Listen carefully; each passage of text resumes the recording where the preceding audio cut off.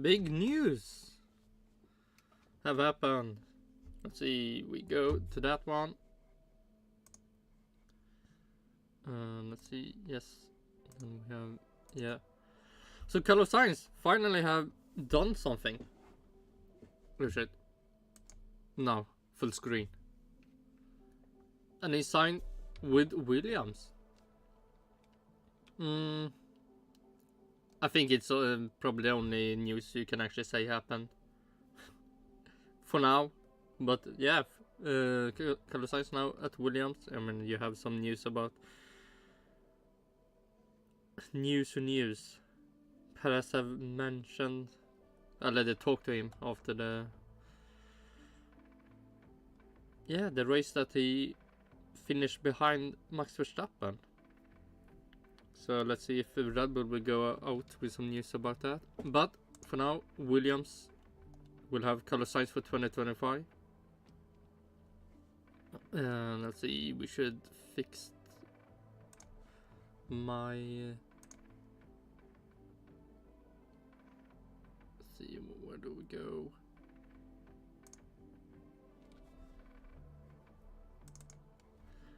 Then we have only Audi left to... Oh shit, we need to move Carlos Sainz from Audi to Williams now. Let's see, do it say anything interesting? But after 8 months or so, 8 months, holy shit.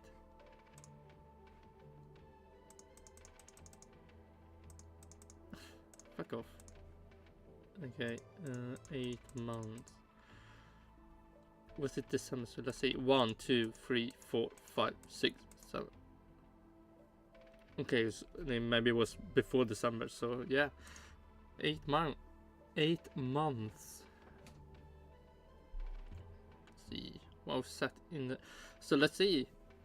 Have Andy New maybe given information to Wows that, yeah, he will join. And now Carlos Sainz, yeah, sure. Why wouldn't I want to join the Williams when Andy New will join Williams? Ex-Mercedes, yeah.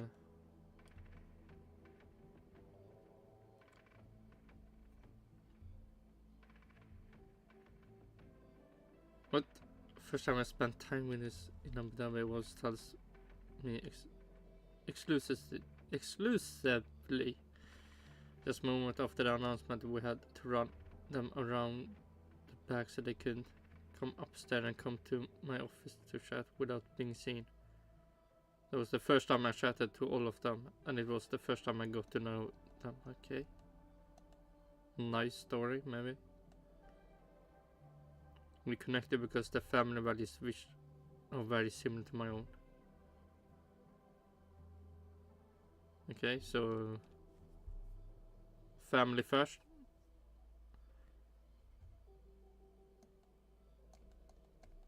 I guess, okay, I thought it could at least be something more interesting, but apparently not. So let's move to the thing that I was planning to do. Can I move this?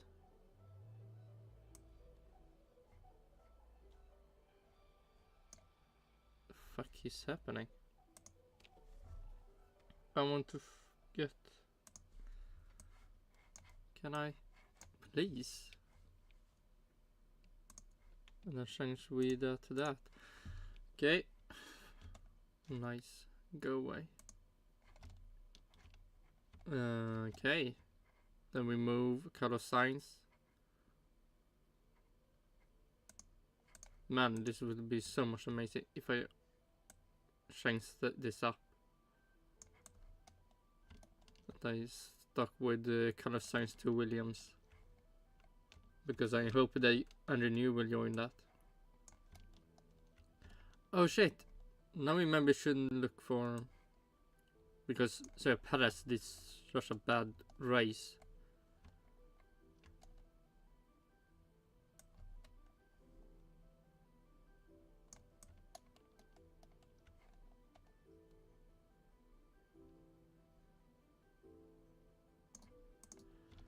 will Sergio Perez actually... I believe that Sergio Perez will probably...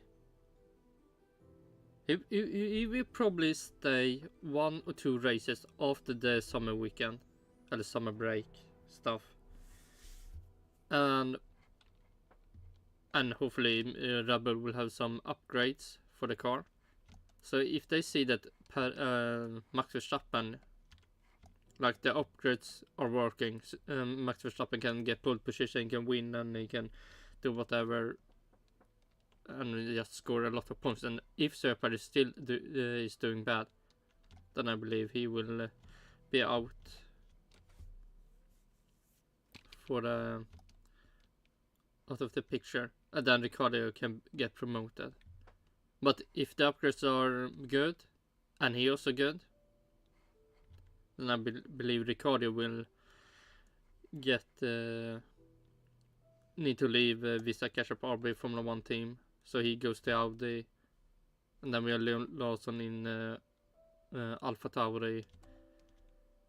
No, fuck me, Visa Cash Up RB Formula 1 team.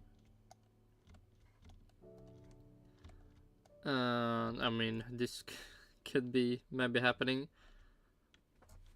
but I feel like Mick Schumacher will probably get that place. Sorry, Jürgen, the future Renault to Lotus will probably not happen for now. Maybe in the future. And in my opinion, Valtteri Bottas will also be out out from Formula 1.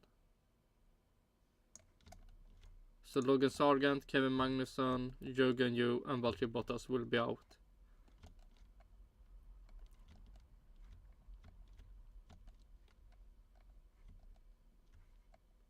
Let's see, can we...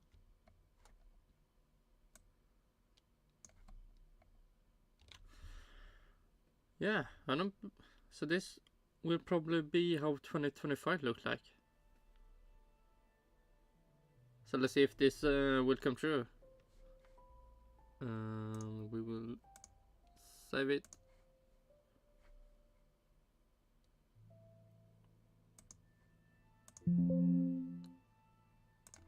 Oh, no, we don't need, we just need to click there.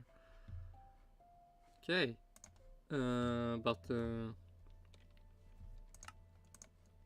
Let's start with a tropical fish collecting again. Like it had been past I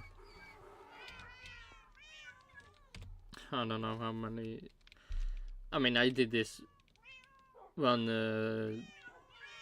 oh, what's it called? God damn it. Axolotls.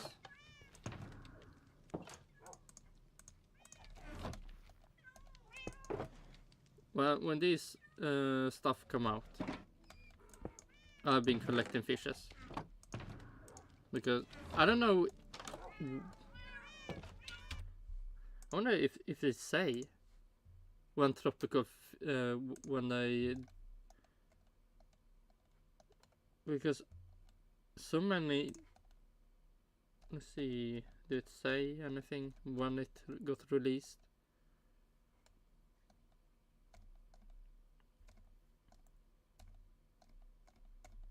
I don't know where to find that information. But I started to see the tropical fishes more because I was actually looking for axolotls. But for me, I started to see like, wait, some tropical fishes really look interesting. Maybe I should keep them. And let's see, was it 25? Yeah, 25. So it's 675 tropical fishes that is needed to be collected. And then we are done. Then we can start another boring collection. One thing that I can maybe do is get so I actually have every panda because one of the pandas is maybe too playful, took too much damage, and then it life points ended, and then life points went to 0. First fish for today. And clayfish, pink, yellow.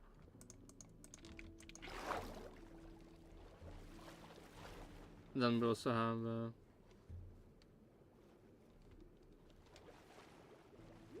let's see. Yeah, the what they called, the cats, ocelots. I have some ocelots that is still needed to be transported to the zoo.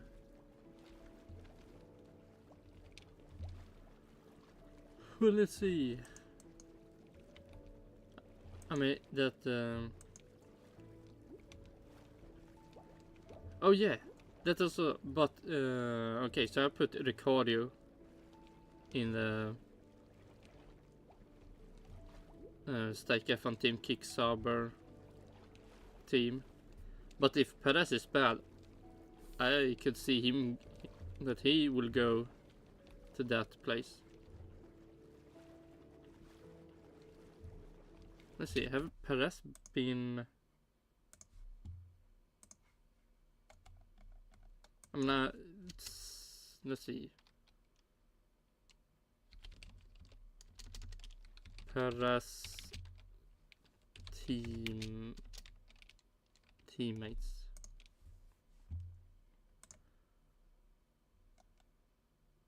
Jens Button can last Stroll, Max Verstappen. Oh, Nico. Wait, did he actually do Force India?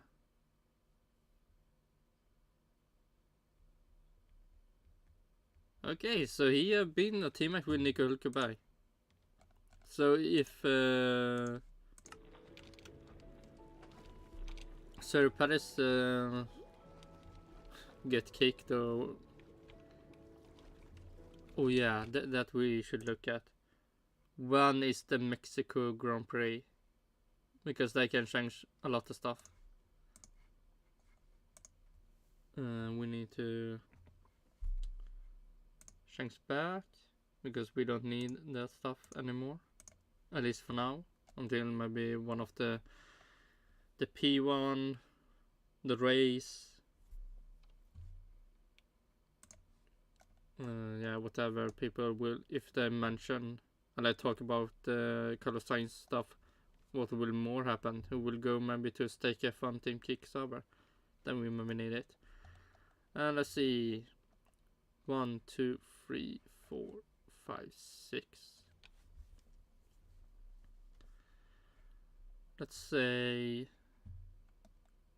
man, they need to wait a lot of times, a lot of races before they can 100% kick Sir Perez and Red Bull without maybe getting problems when they arrive to Mexico. So I mean, the earliest I believe they can maybe kick him is after the Italy race. But if you want to be in the safe space and not get all the cartels, whatever it's called, after you might do it after Mexico to remove Perez from Red Bull. I mean, I know the people likes him. I don't know how, if the criminals, like in with the Urtasana in Brazil, that everyone loves him. So if Sir Perez is the same in Mexico, you might wanna remove him from Red Bull after the Mexico, just to be safe. So you can 100% know that you will probably not get attacked by anyone.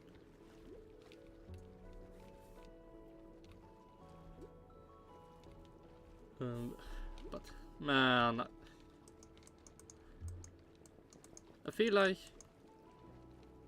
Sir Paris, man, maybe it will be the best thing that can happen to him, that Red Bull actually let him go, so he can maybe start fresh in a new team.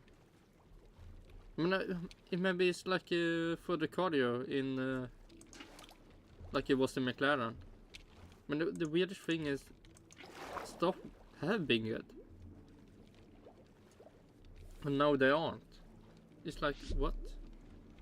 I mean, sure, if you go to a team and nothing works, and then you leave, but this team have been working, and now it just doesn't.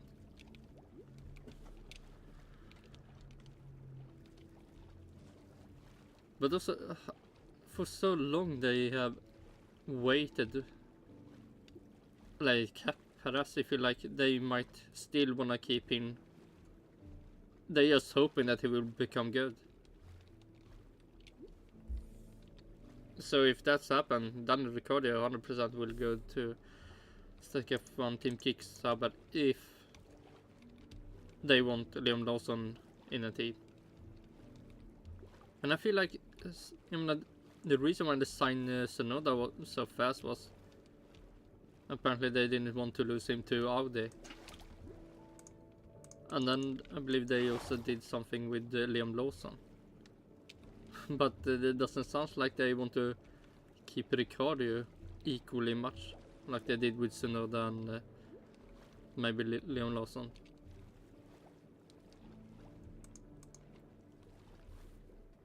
So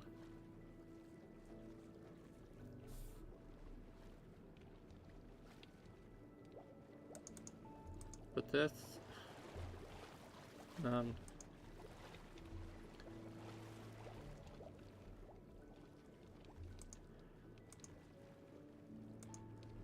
yeah, record you, can he?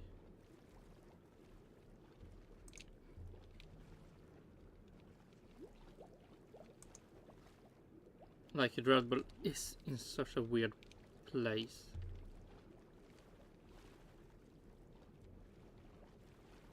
And the last race could have been such an easy thing for Red Bull to just say, yeah, we'll keep him if he would.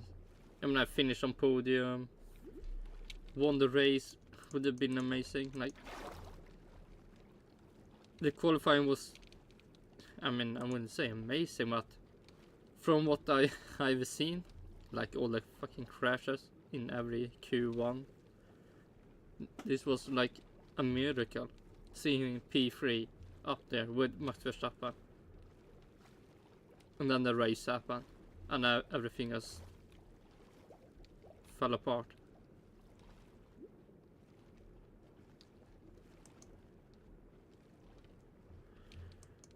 So yeah, I mean, that makes Red Bull need to bullshit even more now if they wanna keep him.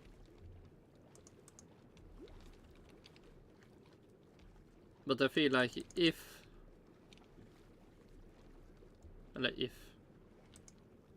mean, the best thing can maybe try to make an upgrade for the car that actually works, and when you know it works, then you see if Sir Paris will still be good, and if he still isn't good, then you can leave him. You can remove him from the team. Because that will be a really clear would you say indication that he is still bad. Unless still bad, for some reason he can't drive that car even when it's good now.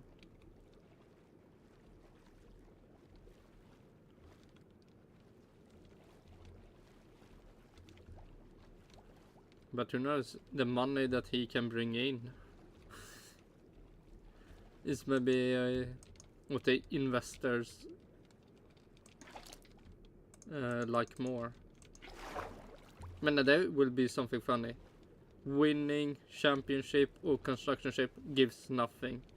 Having Sergio Perez in the team make the team even more valuable. And all the investors just earn so much money because of him. I mean, that's something Ferrari can also be like that. Just signing Lewis Hamilton bring more money to the team than any championship or construction ship they have got, so I mean, that's somewhat ironic, maybe,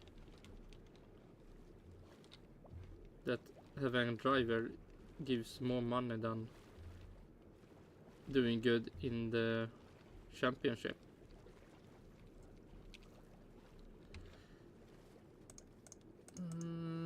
Only 5.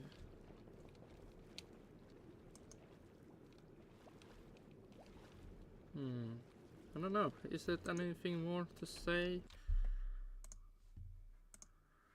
Or should we see what the race thinks about it? I mean, yeah, the race and their opinions usually don't sound. Oh shit. Okay, we have P1 and the race. Yeah, that will be. Yeah, something. Let's see. Will it be wasted 20 minutes?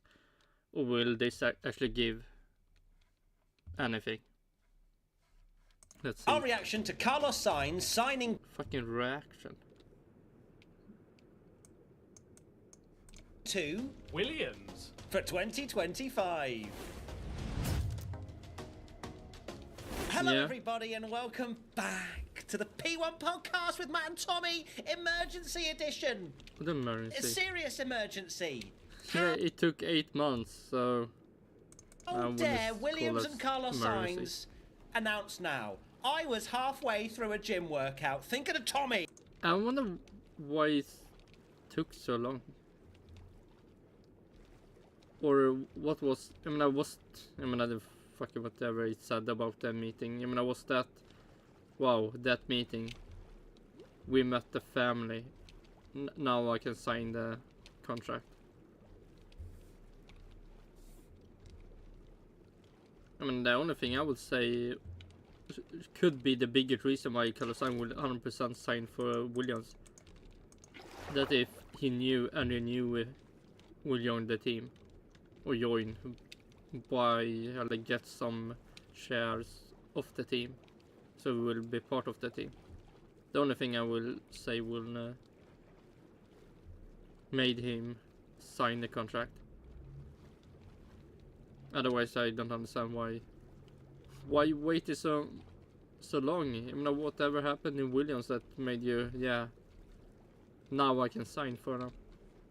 I was like, I just want to be half of Tommy, and it just, and then I get the blooming notification. I'm like, oh my god! So I run back. It's a hot day. Tommy, what were you doing when Carlos Sainz signed to Williams? I was Let's see, what did I do? Probably nothing. literally about to. Well, I'd left the house. Oh shit! When I saw anything about that, I think I saw it like 1 hour after someone posted something about it, so man, I wasn't there at all. And you saw you calling me, and I was like, oh god, has Sergio Perez been fired? And no, it was Carlos Sainz being confirmed. But yes, classic. Oh yeah, saw a clip about Sky. I don't know if they actually have any news, but they had something, a clip on why Perez will stay in Red Bull after the summer. So who knows? Summer break, and disappointed that we've of all the days to do it. I mean, I was really looking forward to diving into Zhou Guanyu's drive rating, and now it's just delayed it. So I know, driver ratings has been delayed. I'm sorry, everybody. I know you'll be crying yourself to sleep, but we've got enough time to slot that all in this week. Do not worry. But we have to jump onto this because Carlos Sainz going to Williams. I mean, let's just go with first thoughts. Of course, he is pairing with Alex Albon in 2025. My first thoughts are, okay, Williams have finally got a pairing. And also, this is what Peter Reserve have been saying. I don't know when I heard it the first time. But he might have been talking about it for a long time. Because 2021, somewhere after that, I heard it for the first time that the problem with Williams that will make so they will never really become a top team is that the drivers they're putting in the team. I mean, the rookies, they have people that you can say aren't good, that are just there for either for the money or because they are rookie. So what he was saying that you need to put 2 good drivers in a car, and the information you get from the car can actually make the car better. Like, you can actually improve the car because the information you get is actually what do you say? That they can actually use the information because they know the drivers are good. Then if you use a rookie, yeah, I mean, okay, what do the rookie know? How to make a car better? And is the information they actually get from the rookie, can they actually use it? So with Carlos Sainz and Alex Albon, they can get even more information to make the car better. And now when they have this information, no, not information, but like James also said that they have a built-in ground, eller ground, fuck do you say? Like, if you build a house, they have fixed the ground, and now they can actually build on it. And that's what Carlos Sainz and Alex Albon can do. The ground is now hard, and you can build a house on it without it falling apart. And this can then hopefully lead to races when they can actually fight for podiums. So let's see if that will happen. That are decent. We haven't just got Albon carrying that blooming team on his shoulder. Oh shit, let's see. I know I have written, let's see.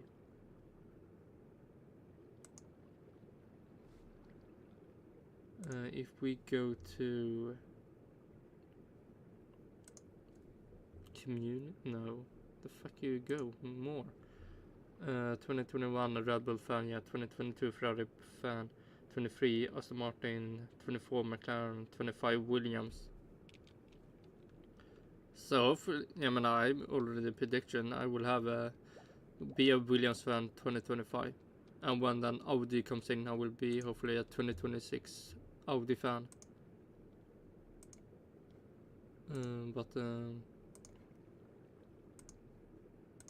Yeah, let's see if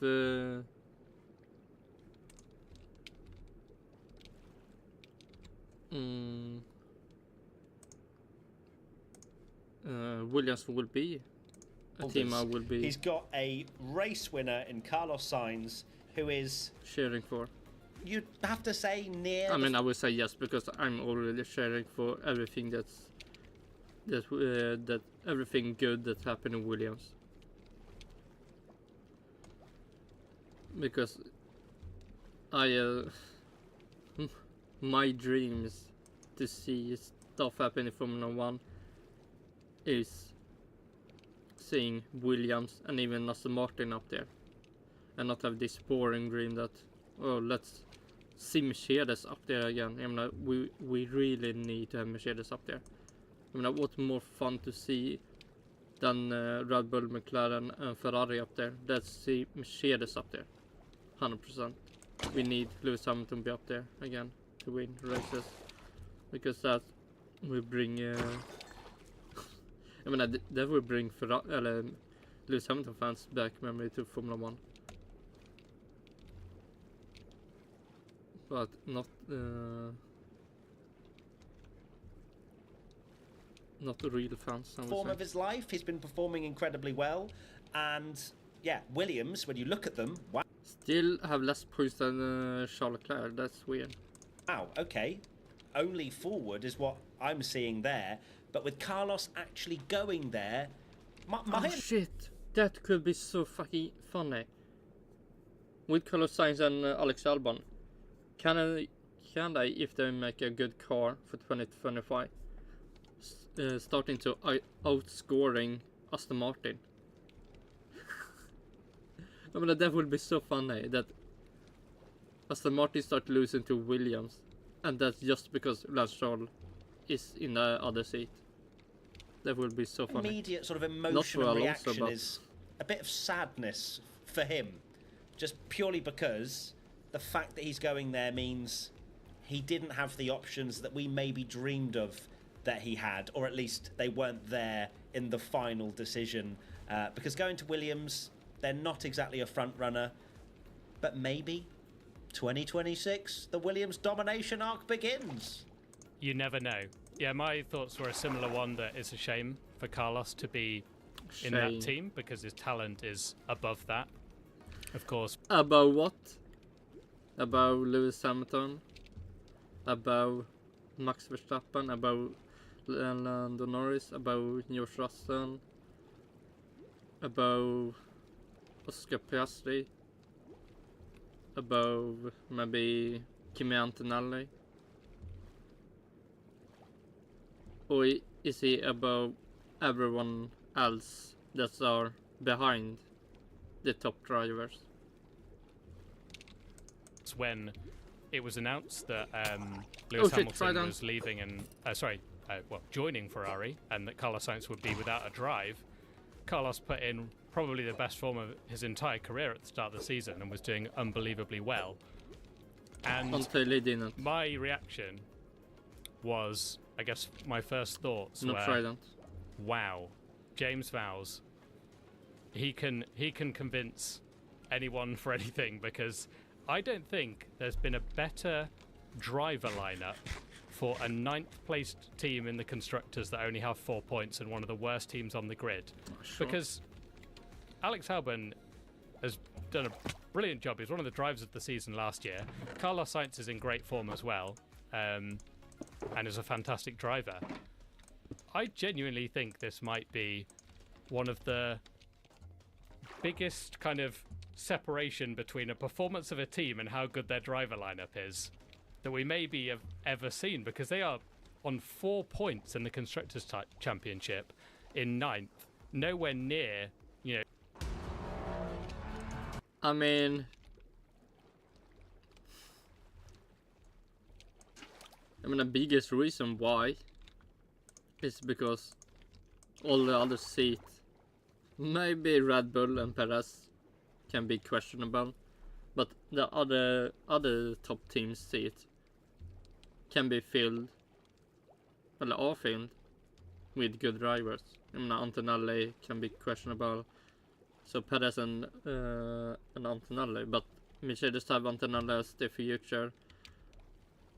Perez is maybe Red Bull's, not Red Bull's future, but they still have Max Verstappen, so why not? He can be part of the future. Even nowhere near even 7th in the championship, and they have bagged 2 very competent drivers. One of them in Carlos being a race winner as well. So, well done, James Vowles, is all I'd say. He must have talked a good talk. I mean, that guy's got vocabulary for days. He would win every single episode of Countdown, that man. He's got every word in his locker. Now, the thing that I'm really excited to see moving into 2025 and beyond, because it's worth mentioning, this contract, as Formula 1 contracts go, is for 25, 26 and beyond. So it's... Oh shit! That could be something interesting. Perez was a Ferrari junior at once upon a time. Could his links to Ferrari long time ago maybe make so Binotto more easily will choose him for the stake F1 team kick Sauber team? Who knows? Right now, maybe putting the message that Carlos is there for a while. We'll see if that actually happens. But I'm really excited to see how these two stack up. Where is Alex Albon in the grand scheme of this grid? Is he the next Ayrton Senna, and he has been just outperforming a tractor all this time with the likes of Latifi and Sargent and as his teammate? Or has that Williams actually been all right? We will find out with Carlos going alongside him. What a benchmark we're going to see there. That will be something funny if Alex Albon still outscoring and perform better than Carlos Sainz, like you do with Logan Sargent, and then it's like, oh, were Carlos Sainz ever this good? For Alex to see, has he clawed back Yeah. after that such a difficult time at Red Bull? He was highly rated before then, of course, had to then rebuild the confidence. I am so excited to see this driver pairing next year. I think that is another really interesting side to it, not just how Carlos will do at Williams, but like you say, we now finally get to see how good Alex Albon is, because Williams gave him his opportunity and he joined alongside Nicholas Latifi, who was, having a poor run of form and not the greatest driver in the world despite the GOAT memes. And then Logan Sargent hasn't done a very good job either, so not that you can compare from season to season, but when we see Carlos against Albon, we'll maybe get an understanding of, particularly last year, was Alex Albon actually the GOAT and was doing unbelievable things in that Williams, or was that Williams actually genuinely really good and all he had to do was beat Logan Sargent and whatever, and Sargent wasn't delivering. So now you've got a really nice benchmark to compare the two, and for Williams, they're gonna should be able to push that team forward, because it's really a really strong line. P1 Patreon member Mark AFCB comes in with, why do you think he took so long? Was he holding out for Merck? I think he was holding out for anything that was potentially a little bit more of a lucrative offer. Literally any other team that might have been further up the grid, because what were his options realistically? Alpine, that appeared to be falling apart at the seams. You've got, of course, where he's going, Williams, and Audi, who are the only team behind Williams in the constructors. Then, of course, you have the Merck, whatever situation's going on there. Then you have Red Bull as well. But it's clear that with this signing, one, he probably wasn't allowed to hold on for too much longer without teams having to start making decisions. But two, that the option probably wasn't there at Red Bull or Mercedes. We think that Kimi Antonelli is still going to go to Merck. And then at Red Bull, there's that whole love story with Daniel Ricciardo that realistically, can Carlos go back into the family that he left and take the Red Bull seat away from Danny Rick, who's already back in the family? Well, clearly not. But it was, in my opinion, him just holding out to see if anything crazy happened and he could... Okay, yeah, true. He was waiting for something to happen. Nothing happened. Take advantage, but sadly he couldn't. He couldn't. He was always going to wait for as long as possible, because the Red Bull thing didn't seem to be happening, and Sergio Perez, his form has obviously dropped off quite a lot. There's all the rumours now, but it's clear those rumours are going to be Daniel Ricciardo, and then there never was a place for Carlos Sainz. So the interesting thing is that was always about Mercedes and how Antonelli would do, because there was all this talk of he'd just jump straight in, but then he was maybe a bit slower to be as good as people thought. Maybe, and then the narratives kind of came of him having a few crashes and them going, oh, it's too much pressure, it's too early. So then Carlos will go, well, one year at Mercedes, even if I am going to get moved on, is probably a better option than driving the dustbins at the back. But unfortunately, he was left with the dustbins at the back once. And I wonder how much this, not just that narrative, but also Alpine and all their drama, because they had a nice little run of form where they got a bit better. And I thought, actually, maybe Carlos will kind of think about this now. But now there's all talk of, they're maybe going to have a different engine and it's all a bit chaotic again, and they've just got rid of Bruno Faman. So there's that side of it as well, that he probably thought, I trust Williams to be the best option here. Which, it's such a shame. It's such a shame. I don't want to slander Williams because they're a very good team, but even James Vowles himself has said that it's going to take a long time for them to be at the front. And Carlos has shown that he can be a front-running driver.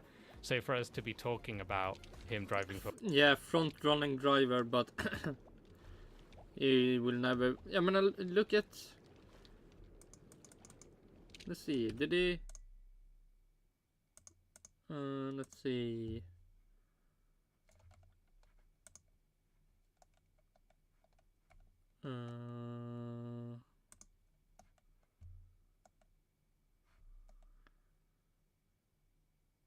Okay, so he finished ahead of Sir Perez. So I mean that's the only thing he can celebrate from that race. But Williams, I do think is such a. So is that something not right, to celebrate? Really, but that's F1. Yeah, it's no disrespect to Williams. The fact is, they are a likeable team. They were a great team. They're not really now, but they're trying to get back, and they're an underdog, and I think everybody loves them for that, and we want to see them back at the front because of their heritage. But yes, it's going to be far. It's going to be really interesting to see how those two push forward. And there's a question actually from Juan Pablo SF1: Do Williams now have a two? Do Williams have? Okay, great. There's an A in there. Just here we go. Oh, I'm sorry for reading out a question, Tommy. God forbid. Let me read ahead of the question and then go back. Juan Pablo SF1 comes in with, do Williams now have two great drivers to push the team forward, or do they still need some money to back them up? Well, yes. I don't think money is a problem now for Williams, and it hasn't been for a little while since Doralton, I think that's their name, came in, and they've had an injection of money. So they're not a small-time, oh, please, can I have some pennies kind of team. It's more just... They're trying to get the infrastructure sorted. That's why James Vowles has come in. He's basically had to rip the whole thing apart and start again. And he said that this is a 5-year plan, a 10-year plan. Look, James Vowles, whatever he says, he could lead me onto the M25 blindfolded, and I would trust him. I'd be like, James, take me there. The wrong way. Yeah, wow. Happily. I would just walk straight on. If James said it's safe, I'd be like, fine, James, take me there. And that's obviously how he's convinced Carlos, not literally. Yeah, they do have great drivers. They don't need to worry about money as much now like they used to back in the day when you saw that car where they had no sponsors on it. Interesting, we've not mentioned Paul Leguisage yet, who we all knew he was going. But it does just show for Williams that even despite all that, what would have been great publicity to have an American driver when Formula One is booming in America, yeah, true. Showed that even with all that and what he bought, it was not worth it, particularly when you can get a Carlos Sainz. And yeah, James Vowles, now I kind of look back and remember it, he was... We can skip that. Openly flirting with Carlos Sainz and sort of not hiding the fact that they really, really wanted Sainz, even more so than Toto Wolff has been with Max Verstappen, that James Vowles wasn't scared even though he had Logan still driving, and there could have been other drivers to go there, maybe Bottas or someone else. But James Vowles was just like, yeah, we want Carlos, and maybe Carlos just wanted a team to actually have a lot of faith in him. So from that side, it's good for him. Yes, because he needs to stop jumping around, doesn't he? Yeah, will I mention anything about who will go to stake F1 team kick? He does need to stop jumping around, but I don't think he's going to stop jumping around. And I think that Williams will be a stopgap for him when he finds, unless Williams have a massive leap forward, I do see this as a bit of a stopgap. But let's see. Next question from Joey Lolo. What do you see as the biggest challenge transitioning from Ferrari to Williams? I don't think it... Well, I mean, if we're talking logistically... Very true, yeah. If we're talking logistically, I think maybe it will be a bit easier with Williams. I think it'll be a bit more chill, a bit more relaxed. I'm sure that Carlos can do whatever he wants at Williams, and they're just happy to have him there. But when you're talking about car, I think it's the expectations. It's mentally just adjusting to what you should be doing in that Williams. And I'm sure Carlos has been in a midfield car before. He knows what it's like to be fighting for points and scraps of points. So I think it's just that. He's got used to Ferrari, he's got used to being at the front, but now... Used to be in the front. Yeah, how often do we actually... How often is he actually in the front? He has to take a different role where he needs to try and push a whole team forward. Not that he doesn't try it with Ferrari, but it is a different kettle of fish when you're at Williams, because they are one of the lowest teams, and pushing them to 5th or 6th fastest by helping them develop the car should be seen as an achievement, when maybe it won't when he's got race wins and podiums under his belt now. Yeah, he's got to think about the long game with Williams and how he basically takes them from where they are at the moment. We're saying they're 9th in the constructors and have very little points, so the expectation will be so low. But to sign him now, and then you have that year where he goes into 2026 with the new regs and they have a good driver lineup. Carlos has been in the sport, despite still being quite young. He's been in the sport for a long time, been with quite a few different teams, so he's got a lot of experience, a lot of knowledge, and that's going to be great for Williams. So yeah, it is just managing that expectation, because 6th or 7th in a Ferrari, we're all saying, oh, that's a bit of a disappointing weekend, but 8th or 9th in a Williams is like a world championship to them. So he's going to have to just get used to the expectation being very different, but it could still be a chance to prove himself, because if he goes into Williams and absolutely smashes Alex Albon, maybe I'd say the other big teams come knocking, but they didn't do that when he was doing really well at Ferrari. It's just the unfortunate position he found him in. Well, it's timing, isn't it? It's timing. It's all as well, timing. where... It's being at the right place at the right time, and unfortunately, he was in the wrong seat when Lewis Hamilton wanted to wear some red overalls, basically. Exactly. There's nothing that he did wrong. He would have kept that seat every single day of the week had Lewis not wanted to come along to Ferrari, because Mercedes didn't want to commit to him. But yes, Ferrari to Williams is a big old culture shock as well, I'm sure, for him. But look, he's signed there and he's ready to take the risk. Final question from P1 Patreon member Savage Monkey 3.0. Stake F1 team kick Sauber. Will he regret not going to Audi in 2026? Well, only time will tell with this one. I think it was a... Oh yeah, oh shit.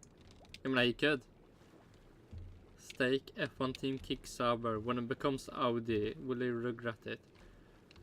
Roll of the dice, to be honest with you. Do you go with Williams, that are they've been in the sport for many, many, many years. They know how to win. They have won a lot in the past.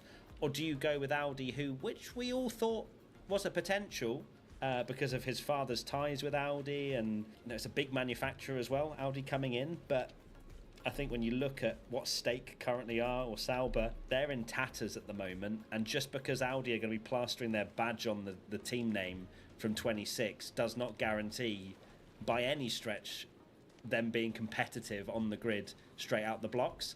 And also, what's he going to do in 2025? Drive around at the back, the car breaking down after 4 laps, or qualifying P18, P19. I think he just went, you know what, Williams I'll have P15 is all right. instead. Yeah, with the occasional P9, P10. Yeah, but that's the thing. Of course, you're gonna try and aim as far up the grid as possible, even if it is only a small step with Williams. But as we've already mentioned, that is all there was available to him. So no, I don't think he will regret it, because the more and more I think about it, the more and more I believe that Audi won't be quick in 26. But they could. But hey, Carlos has also thought the same way, clearly.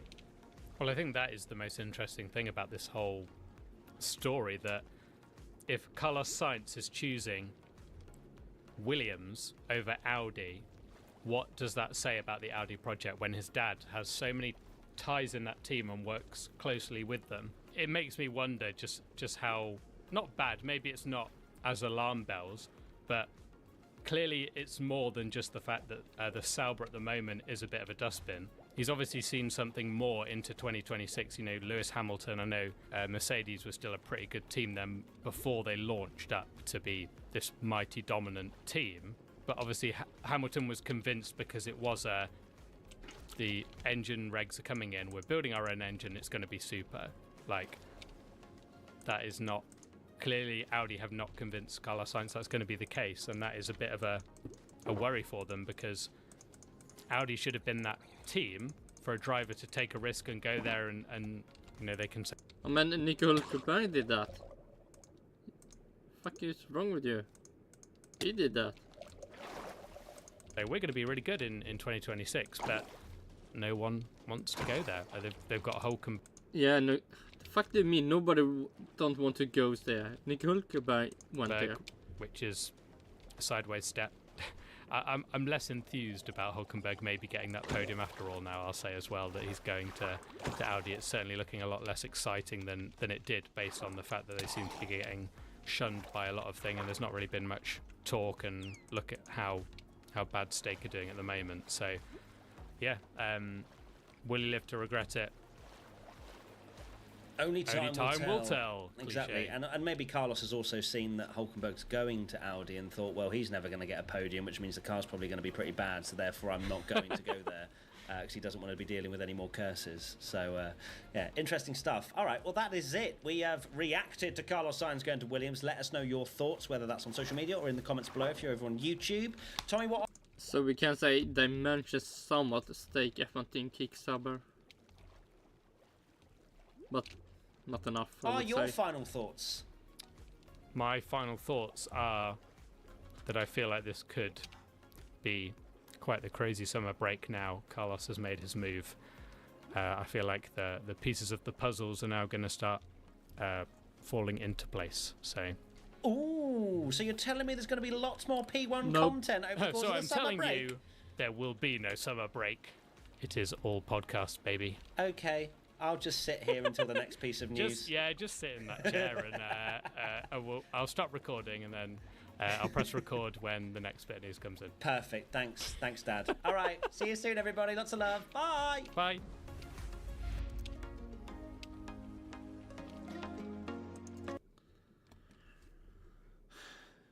Well, yes, that happened.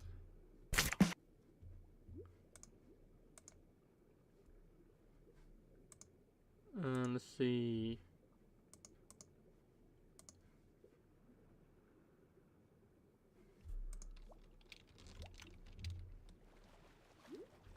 Yeah, then we have the race. Did something about the Williams.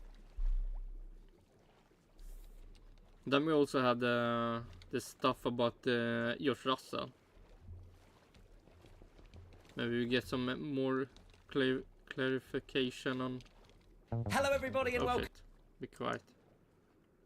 What happened to... Yeah, what happened to his car? Like, why... You know, what the fuck did Mercedes do? Like, did they actually... removed more than they maybe should have done? And that made... so the car got disqualified. But that would be so depressing if it was a super easy mistake that they did. But yeah, let's see what the race thinks about the... Carlos Sainz has finally decided he's rejected Audi and Renault to join Williams when he leaves Ferrari. It's a huge blow for F1's big new manufacturer Audi, which has bought 100% of the Sauber team and will rebrand it fully in 2026, and signals just how far Renault's works team Alpine has fallen in the pecking order too. This has been the longest running saga in a wild 2025 driver market, as Sainz waited to see if he could land a top seat after... Oh well, just because Carlos Sainz didn't choose them doesn't mean the team will be worse than Williams next season. I mean, they could be, but it could also not be. ...to being dropped by Ferrari for Lewis Hamilton. And with the doors closed at Red Bull and Mercedes, Sainz has had to suck it up and choose between F1's three worst teams in 2024, with Williams winning him over. Sainz has signed a multi-year deal for 2025, 2026 and beyond, according to Williams, where he will partner Alex Albon in what will be one of the best pairings on the grid for possibly one of the least competitive teams, at least in the short term. Sainz says he's convinced Williams has everything it needs to be successful in F1 again, and credited the solid leadership and convictions of team boss James Vowles. Oh yeah, Do you maybe know information about Andrew Newey that he will finally join the team? and the Williams board as Join the playing an team again. important role in his decision. Vowles finally has his man and called this a strong statement of intent from both sides that underlines Williams' longer-term trajectory even if the on-track results suggest more stagnation. It was a punchy announcement from Williams as Vowles declared people should be in no doubt about our ambition and momentum, adding, "We are here, we are serious, and we are investing in what it takes to return to the front of the grid." But there are many teams, including Sainz's other suitors, who could at least claim to offer the same. So what convinced Sainz that this was the project to be Oh, a let's see if we actually get information on what could they bring Carlos Sainz over. part of over all others still available. Audi doesn't fail in motorsport. Its triumphs in sports cars, tin tops, rallying and even Formula E prove that. Yet the inability to convince Sainz to join its F1 project is a dire indictment of its prospects. The problem isn't simply that it didn't sell Sainz on the team. Had it I mean, Audi can maybe sell it. Stake F1 team Kick Sauber, the yoke team, can't. lost him to Red Bull or Mercedes, Audi would have been at peace with that because those alternatives offered immediate results. But rejecting its overtures in favour of joining Williams would have set the alarm bells ringing in Ingolstadt and Hinwil had they not already sounded and led to the management overhaul and the recruitment of ex-Ferrari team principal Mattia Binotto. That regime change might have had the power to change Sainz's mind given he's an old ally of Binotto who originally signed him at Ferrari. The trouble is it came too late, both in terms of a looming Williams deadline and the time it will take for Binotto to set his path and potentially convince Sainz that Audi is on the right track. The very fact Audi's outgoing F1 leader Andreas Seidel, another former team boss of Sainz, couldn't convince the Ferrari driver tells you how much work there is to do, because on paper Audi has huge advantages over Williams. It has its own in-house engine program, past and future leadership that Sainz knows well from his days at McLaren and Ferrari, and the might of one of the biggest car manufacturers in the world behind it. That shouldn't just tip the balance in Audi's favour, but tilt the field to near vertical. It's clear there is something missing at the team Audi is buying. There is ongoing investment in the facilities and a recruitment drive that's expanding the Sauber workforce, so it is a team in transition, and it has had a big eye on getting things right for 26 when it becomes Audi proper. But sharpening the here and now must not be neglected as part of the process of Audification, and despite having plenty of accomplished personnel and decent facilities, Sauber is still a blunt force. That's played a key role in Seidel being replaced and Binotto brought in. Sainz was given the hard sell by Seidel and spoke with Binotto as well, yet he's clearly not even close to convinced. Maybe he's wrong, he might have turned his back on the chance to be in a championship winning Audi a few years from now. But he's not prone to rash or ill-founded judgments and is well aware of the positives of joining a works team. This one just has too many downsides. Sainz's verdict is therefore damning for Audi. Even when he was faced with a driver market dilemma, Audi hasn't even convinced Sainz it's the least worst option. Enough Audi bashing, let's get stuck into another manufacturer, one with an even more baffling approach to F1. Alpine's big sell to Sainz was "we won't be a works team anymore." Confused? Fair enough. But basically Alpine wasn't really in contention until Sainz was told Renault was willing to get rid of its own engine and become a Mercedes customer instead. To explain, let's back up a second. Sainz wanted a long-term project, and with major new car and engine rules in 2026 on the horizon, that puts a lot of weight on choosing what's best for, you guessed it, the long term. The engine part of that equation is going to be massive. It's the first major change. But that will be maybe somewhat sad for Carlos Sainz if Stake F1 team Kick Sauber and Alpine will be better than Williams 2025. He chose the worst option. The V6 turbo hybrid era, Hopefully pushing not, the engine to a but near it could. 50-50 split between the internal combustion engine and electrical power. Williams, like McLaren, is gearing up for a long-term Mercedes customer future, having opted to stick with its current engine supplier for the new engine rule cycle. And the word on the street is, just like it was in 2014 at the start of these rules, Mercedes is looking in good shape. Sainz's desire to get a piece of that action was cemented when Flavio Briatore joined Alpine, convinced Renault CEO Luca De Meo the best strategy was to try to do a Mercedes deal, and that single-handedly revived discussions with Sainz.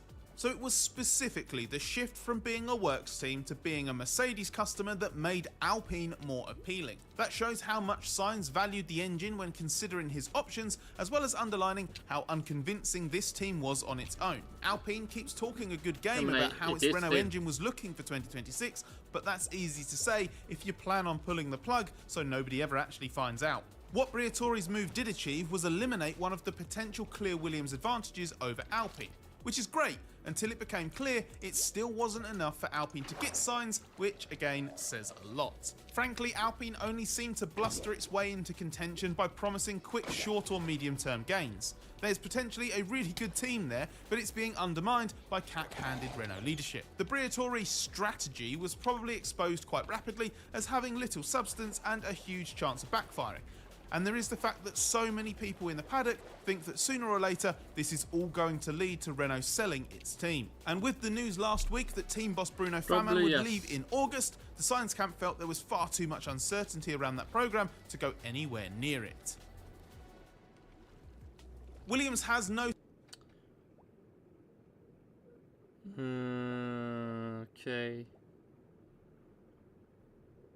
standout short-term competitive argument to make to Sainz over Alpine. And it's not exactly stunning compared to Sauber either, but compared to those two teams it has a more solid foundation, consistency and a clear strategy. It was becoming clear that Vowles was confident of landing Sainz as long ago as early June, when his public rhetoric switched from "I don't want to talk about individuals in public" to repeatedly saying Sainz is our #1 target. But there have been a crazy amount of twists and turns from that point to Sainz being announced now. It looked like Vowles might come to regret the claim that this was, in his opinion, an easy decision for Sainz to make. That was already pretty bold to begin with. Williams has an underwhelming history for most of the 21st century and would seem to pale in comparison to being the frontman for a manufacturer effort like Audi or even Renault. But it has been broadly on a good trajectory since the Doralton takeover of 2020, and Vowles, who took charge at the start of last year, has recruited the esteemed Pat Fry as Chief Technical Officer, and maybe Andrew Newey can maybe have joined Williams also, hopefully. Convinced Alex Albon to commit to a long-term deal, and grown the team to over 1,000 staff members, including a raft of senior signings announced at the end of June. That influx of very capable individuals is a key part of the team's bid to return to the front.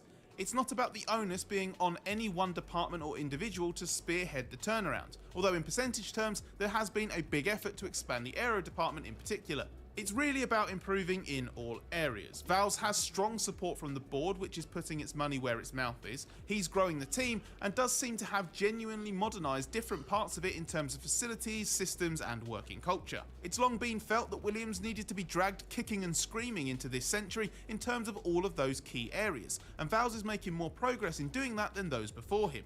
He believes Williams is now an entirely different proposition to 3 years ago, and Sainz clearly agrees.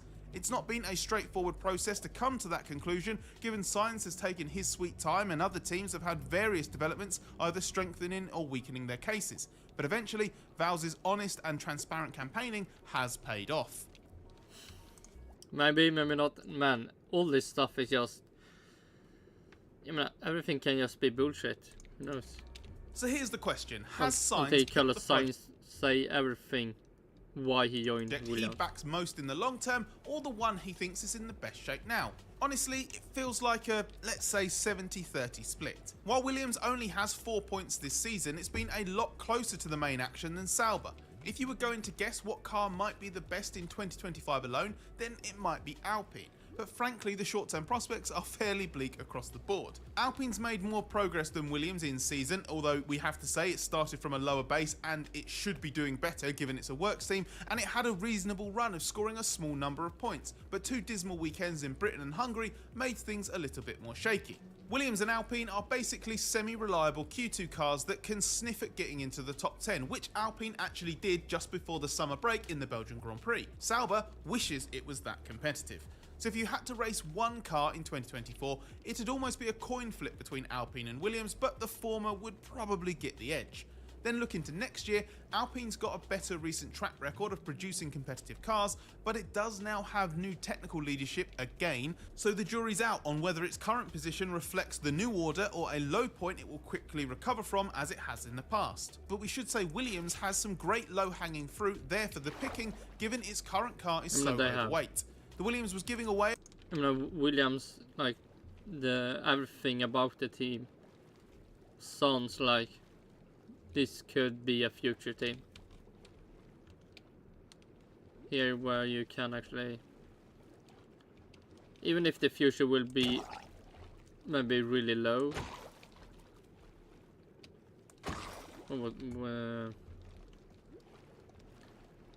like, you know, it will be a future.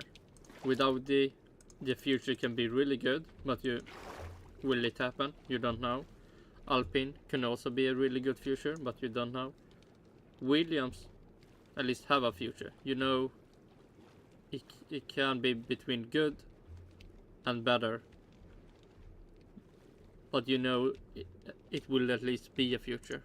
Around 0.4 of a second at the start of the season, putting it around 10 to 15 kilos over the weight limit, and it'll probably take all year, if not a car redesign over the winter, to chip away at all of that. Some progress has been made, but it's a very obvious way of gaining performance when it can finally be done properly.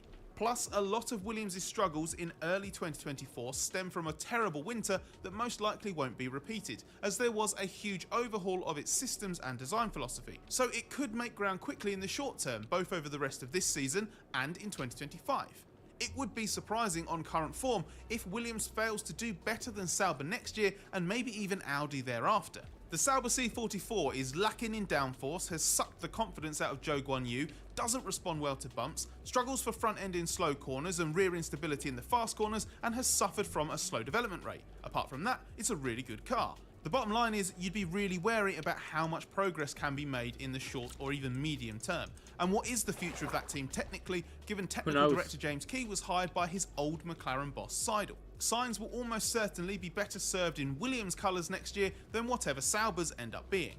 As for Alpine, while its ceiling should be higher, there are enough reasons to doubt it will deliver on that, and given its longer term appeal is problematic, that's played a role in failing to convince Sainz it was worth the punt too. Williams landing his signature is almost a victory for being simply quite sensible and not over-promising. This is a sensible, stable project that Sainz buys into. He knows what he's getting and sees it as a calculated gamble with an intriguing upside. Oh shit. Yeah, let's see. Okay, why Carlos Sainz finally reacted Audi Renault for Williams? Yeah, he finally picked the Williams. I mean, Audi, the stake F1 team kicks Sauber and stuff. I mean, they're doing really bad, so I mean, they had problem with pit stops. Alpine, I would say, is better. All the news around Alpine doesn't look good. Some stuff in the race doesn't look good, but I mean, they at least can fight for some points. More than what the Williams and stake F1 team kick Sauber does. But everything in Williams, like the future with James Walls, that I would say is the only thing that would make someone want to join them.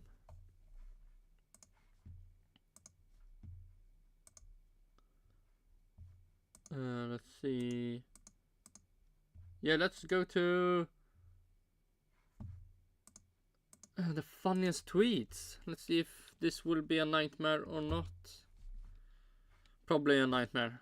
Funniest Hello everybody tweets. And welcome back to the funniest Usually tweets. isn't Today funny. we are going into the Belgian Grand Prix, the final race before the summer break. We're just past the midway point of the season, and we now have 4 weeks to contemplate whether we have any other hobbies or anything else that we genuinely just like in life. At least I will be. I'll be sat in a dark corner crying. But we've still got the Belgian Grand Prix to process, and you've done a lot of reactions. Of course, some things happened after the race as well, which of course we'll get into. I know a lot of you are like, oh my god, redo the podcast. It's like, we've just spoken for an hour on the pod, and you're telling me because George Russell got disqualified, we have to delete the whole thing and start again? Nah, we'll talk about it today. George Russell.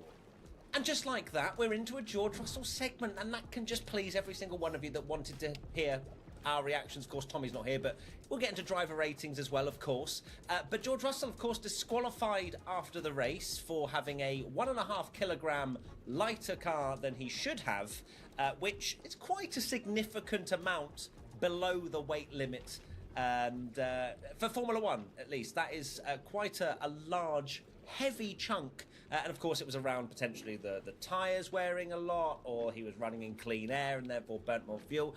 Whatever the reason, it didn't go to plan for Mercedes, and No, something got fucked up. George was out. At Danny EB Cars, FIA weighing Russell's car after the Belgian Grand Prix. I did feel very sorry for George because he did pull off a masterstroke. I know that Lewis after the race was saying that he had tyres left after every stint and felt like, you know, he could have done something different had he been given the chance. But you've got to say that George just rolled the dice and tried to make it work. 1 or 2 laps more, maybe even Leclerc not battling and defending with Piastri for that 1 lap or however long it was, that could have changed who won the race completely. But George did a great job, and I do feel sorry for him because you could tell how much it meant to him. It was such an unexpected victory. And a lot of people saying, well, he's 1.5 kilograms lighter and therefore he would have been gaining so much a lap. It would have been a tiny, tiny amount. But yes, it is in the rule book that you're not allowed to be under 798 kilograms. So he is supposed to be disqualified. But for those saying that that's the only reason he won is a bit of a stretch. At Crystal Bucklin, Lewis returning to the paddock after the summer break. Now, of course, with the whole George Russell debacle, the 1-stop, Lewis on the fastest 2-stop strategy and finishing second, he wasn't a happy bunny. In fact, he'd left the track before any of this happened with George Russell. So oh my God. We didn't actually get to... Oh, it would be so more fun if George Russell have kept the win. to see any So reaction lame. from him. He's just gone straight onto the summer break, and he's now a 2-time race winner of this season. So I am so glad, and I did put this on Twitter, but I'm so glad that he won in Silverstone. Can you imagine the anticlimax of Lewis getting his first victory since 2021 through inheriting it from a disqualification? That would be so amazing. Silverstone was just peak emotion, and it was incredible. No. And I'm so glad it happened. And Shut the that fuck was one of up. my Nobody reflections. cares. Speaking of Hamilton, at Landooooo, It would be so much more better if Lando Norris won that when you race. like your job a little bit too much, the cameraman. Oof! They haven't done it in a while. I don't remember the last time we saw a little camera spin. But you've got to have some serious minerals to be like, you know what, I'm going to do this on live television and then just wallop. I don't even know how they do it, but I love it. It's brilliant. Keep I don't. it up, but not too often. It fucking looked retarded. Like, I hate it. It's so weird. Like, why? Just the odd rare little spinneroo where we're not expecting it. It just hits the spot. And there's No. another one here, F1_diff. Cameraman just randomly dropping those camera spins during the pit stops. It's just a flex, isn't it? It's almost like a... Can I have a little bit of a pet? It is funniest tweets. The fuck is this? This is not funny tweets. Also, ad time. Actually, this ad is more fun than whatever the tweets say fine. Du jobbar hårt för en god munhälsa. Oh shit, one more. Men borsthuvudet då? Actually funny ad. Efter 3 månader börjar det slitas ut. Plack tas bort mindre effektivt och byggs på. Men ett nytt borsthuvud ger en mer hälsosam rengöring. Byt nu. Oral-B låt din eltandborste göra jobbet. Pay rise. No, you need to show me why you deserve the pay rise. And there it is. That cameraman deserves a raise. No. At Librarian Bert, Mr. George One-Stop Russell, folks. Yep, we had some George Russell one-stop memes, tyre whisperer, all that sort of stuff. Of course, Hamilton was not happy at all, especially with George being called a tyre whisperer, considering he definitely had the tyres to be able to go a one-stop as well. And I can understand the frustration from Lewis's side that he's literally been overcut. Well, not even cut. They just left George out and he won the race. But it didn't happen and he got disqualified. But George still... That's sad. Your local George, I think he did a great job. And as much as it will be 0 points, it's not to take away from the fact George has still been really good this year. So that's not really Man, going to be it's so much bad that of he a... didn't get the win. What's the word? And it would be so funny. He took the win from him. consolation. That's the word. Not going to be much of a consolation. And there's another one actually as well here. Nell_Megan. We're done when I say we're done.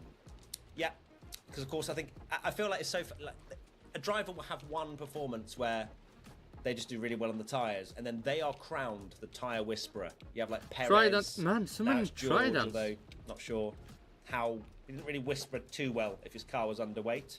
And it was a bit weird as well, wasn't it? How the car was firstly weighed and it was 798 kilograms, but then they realised, or the FIA realised, that the car hadn't been fully drained, which is a bit sus, isn't it? Why was it not fully drained? One more Trident. Because someone clearly knew it was underweight. So a little bit sus, but we won't go any further into that because who knows? But a bit weird. At Ned Halifax, Russell fans on Sunday, Russell fans after the race, Russell fans after checking the news. It must have hurt. It must have hurt. I saw a lot of comments, obviously, of support for George, and there are a lot of fans of George out there, and I'm sorry that you had to feel that, because I would have been absolutely gutted if Leclerc had just pulled off an absolute worldy one-stop race to win the race and then get disqualified. And apparently I read that it was the first disqualified winner in 30 years, which is absolutely mad. And there's one final one, which is from RD Moekel. I am once again asking for 1.5 kilograms of carbon fibre. Massive blunder from Mercedes, but they're still looking very good, and they've won 3 of the last 4 races, which is ridiculous. McLaren. Now, McLaren fans, we have got another McLaren segment this weekend, and I'm sorry in advance. Not as, obviously, damning as Hungary and perhaps other moments in the season where you genuinely thought, well, we should have won that race, but still a little bit lackluster, I would say, on one side of the garage at least. At Smrsiak, as a McLaren fan, I regret laughing at Matt in 2022. I'm just saying, right? All of you, Matt, Ferrari, 2022. McLaren is not far away, if not maybe even slightly more consistently worse. I don't know. It's hard to compare, but either or, both of these seasons with these teams has been a slight disappointment. And it's weird to say that, especially as a McLaren fan, I'm sure, where you go, well, actually, this is quite good. We're fighting for wins now. We weren't before. But where the car should be taking you right now is wins. And you should be settling for nothing less than that. So yeah, the McLaren... And they're settling worse than wins. Definitely finding their feet now that they're at the front. At Kaz Nuvalo, front jackman Piastri, this might have cost Oscar the race. That, well, maybe definitely. I don't... Because he lost a few seconds, didn't he, in the pit stop by nearly yeeting his front jackman, and he was 1.1 off the win at the end, and he was third. So it was a costly mistake from Oscar. The front jackman did a very good job of staying upright and trying to stop the car, and I would be petrified to be the front jackman, because you never know. You know, slippery conditions or the driver coming in too hot, you could be flying on your feet. But well done, front jackman, you did a good job. At F1 Friends 2023, McLaren, could my strategy be more generic? Now this one, yeah, spoke about it a little bit in the podcast. I am surprised that McLaren didn't try something a bit more aggressive, a bit more out there with Norris, to try and not just secure a P6 or a P5 or whatever their strategy was trying to do. Of course, Lando did not make it at all easy by going off at turn 1, lap 1. We'll get on to lap 1 very shortly. There are some memes about it. But even after that, going really long in the first stint, that loses your track position. Spa is so difficult to overtake, which is mad to say out loud, because it's Spa and you think, well, it's a fast track. Surely people can overtake. No, they can't. So that's a conversation for another day. But then to do all of that work of overcutting him and all this sort of stuff, to then put him back onto the same strategy pretty much after the second stop, it just felt like a bit of a waste of time. Why not just roll the dice? Why are we settling for P6? They're trying to win the Constructors, but I mean, still scoring higher places. There wasn't much to lose behind. Sainz and maybe Perez. 2-4 points, whatever. So, yeah, I'd be a bit frustrated if I was a McLaren fan. At Benolgan. You should. Last lap Lando. First lap Lando. Yeah, it's not been the greatest starts, and lap they 1 are for wasting Lando so has much it this time year. stuff, McLaren. Like, they can win so much, they can get so many podiums, and I just do nothing. And it's when Red Bull is bad. Like, why do you don't take all the chances you can get to win?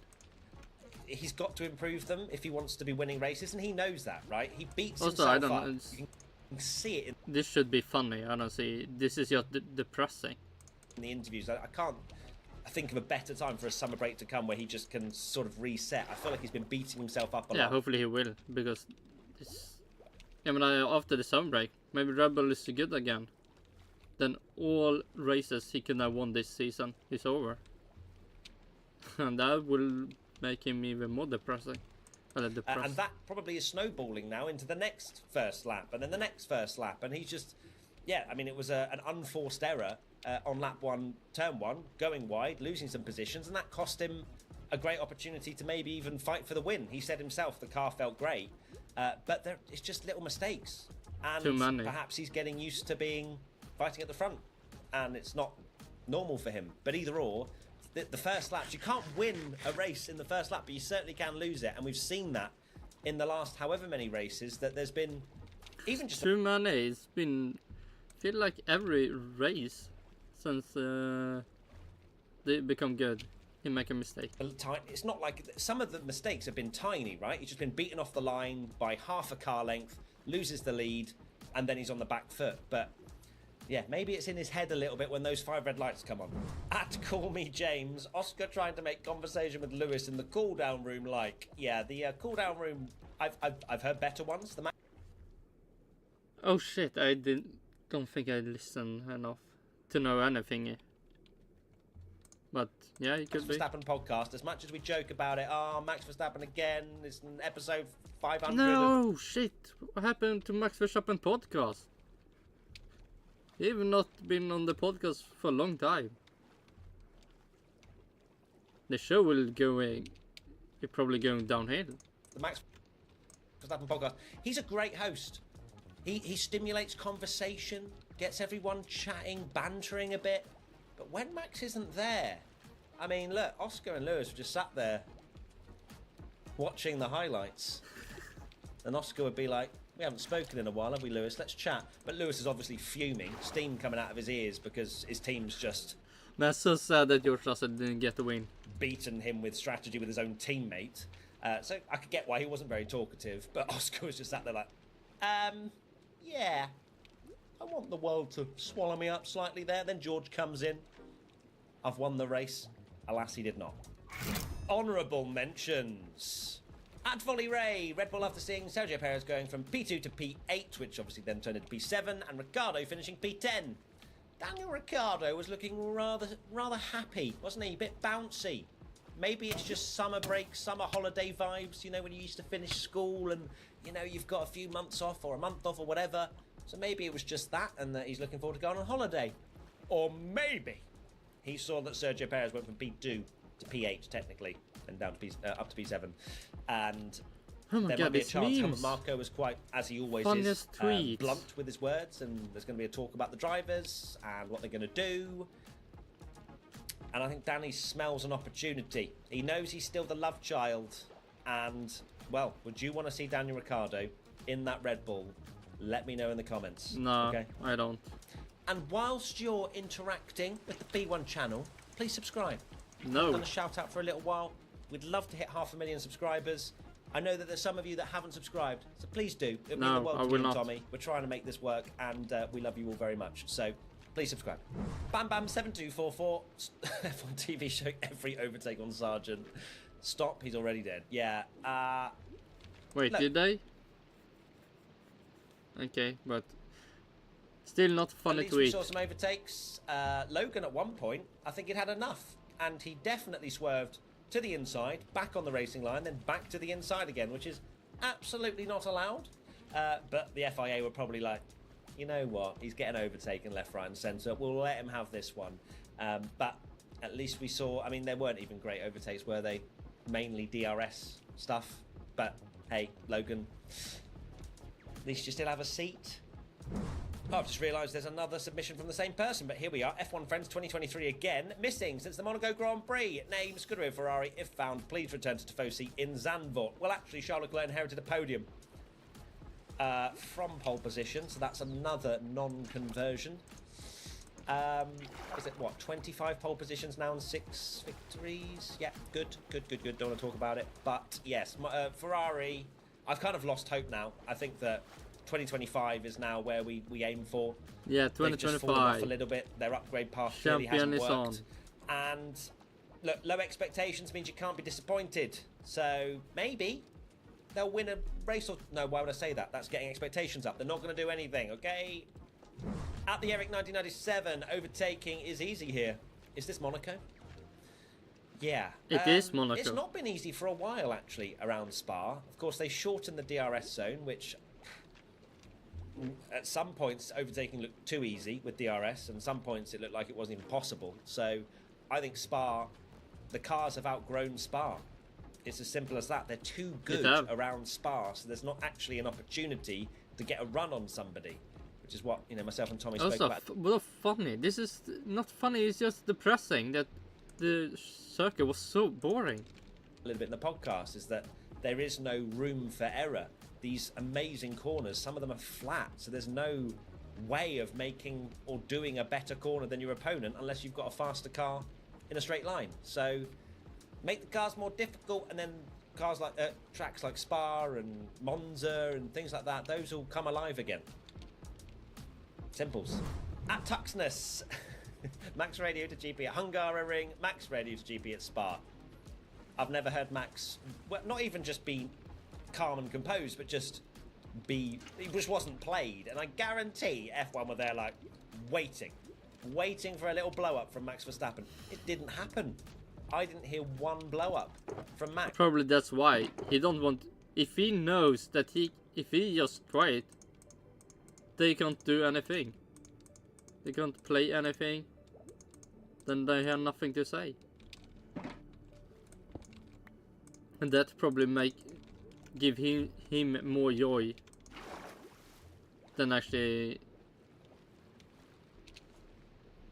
complaining. So maybe he did take a bit of advice from Hungary and listened to GP and thought No, he maybe I didn't. was a little bit harsh, to say the least, Nope. to you, and he's upped his game, because that was a Max race where you would expect him to be kicking off because he was stuck in traffic, couldn't make much progress, but he was all right. At Crystal Horner, the haters said I couldn't do it. They were correct. Honestly, great call from the haters. Oh, Perez. He was saying he lacked a bit of straight line speed, but just fell away once again. Who knows? Who knows what's going to happen with Perez? I hope he doesn't lose an entire Formula One drive and then doesn't race after the summer break. I hope at the very least, if they do swap, that he goes to VCARB. But Red Bull have to make a decision now. They do. Like it's going to cost them the Constructors' Championship. To who? Yeah, the worst tweet of the day. Right, it's Let's now hear time it. for Tommy's Tasty Tweet, sponsored by EA and F124. Tommy, Worst who tweet has of won the day. Today, this week, whatever I was about to say. The winner is MJ95 with this incredible No, fuck that. steak meme. And I genuinely laughed out loud when I saw this. It's so good. No. Joe's car after 4 laps, the poor guy. And, well, steak are awful. It's what Funniest Tweets is all about, isn't it? These kinds of silly Funny, memes. That's no. exactly why they've won Nothing this funny. This award. So well done. Thank you, Perfect. Tommy, as always. You're looking vibrant. Where are you off to on your summer break? Are you going to Ibiza, or what are you up to? Don't know yet. TBC. Just praying that I was with you the whole time. Fair enough. All right. Well, thanks, Tommy. See you after the summer break, although I'm definitely going to see you before that because we're making content. We're making it sound like we're disappearing. We're not. Don't forget driver ratings. Oh, yeah, driver rating. Show Guan Yu. Speaking of 10 out Show of Guan 10. Yu. 10 out of 10. Bye. Bye. Fuck me, this. Okay, no Right, that is funny it. Thank you tweets. so much for tuning in to the Funniest Tweets to the Belgian Grand Prix. Nearly forgot what race that was. Thank you for the support over the course of this series so far. It's been so fun to do. And we've got, 10 odd races coming up after the summer break. So I look forward to seeing you all there. Of course, myself and Tommy will be making content throughout. Big shout out to EA and F124 for sponsoring Tommy's Taste Tweet as always. And enjoy your summer break. Go and find some other hobbies. I certainly won't. I'll be crying in the corner. But please subscribe. Please like if you enjoy the series. And we'll see you very soon. Lots of love. Bye. Oh my god. I hate it. I hate it. This is so bad.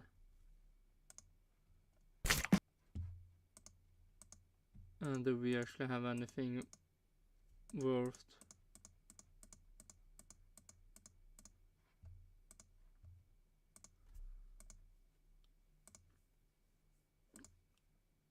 Let's see.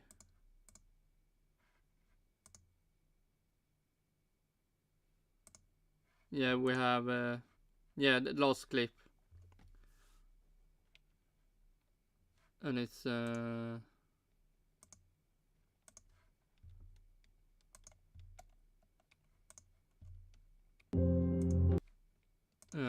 stuff that happened with Mercedes, with Aidan Millward. Oh shit, we need... No, wrong. This one. More buckets.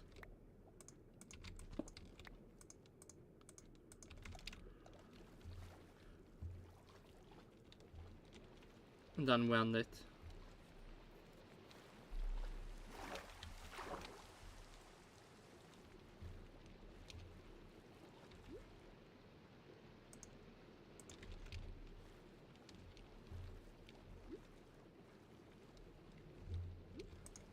Let's see if he can give us any information about the Mercedes stuff. Because that was, man, what did they do? Who failed? It's been 30 years since the winner of a Grand Prix was disqualified for a technical infringement. 30 years ago at the same track, as it so happens. There always has to be a connection with these sort of things. There just is. I don't make the rules. But what happened at the weekend was a race that was one of those where you thought it was going to be between 3 drivers, only for a 4th to announce himself out of nowhere, with a big brain move that, if it had been pulled off correctly, would have turned a 1-5 into a 1-2, only for it to fall short of what the FIA wants from the teams in terms of a legal car. It was like a WWE wrestler cashing in his money in the bank contract. And given how qualifying went, I don't think a lot of people expected the winner or the eventual winner to be who they were, because after qualifying, I think a lot of people were saying, oh well, normal service resumed. We already knew Maax was going to have to take an engine penalty because... Man, we get 2... No. Let's see, how did the screenshot look like? 2 Tridents. Let's see if I can see. Yeah, that's good enough.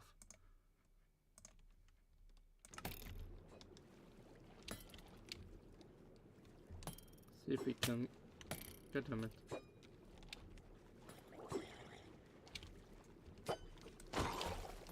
Did we get anything?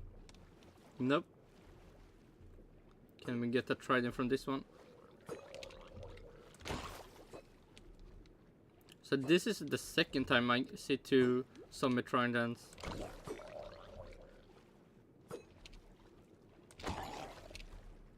No Tridents. No Trident. He's been going through engine components this season like I go through a pack of Jaffa cakes, but with a fresh engine he banged in a lap that was over half a second faster than Leclerc in 2nd place.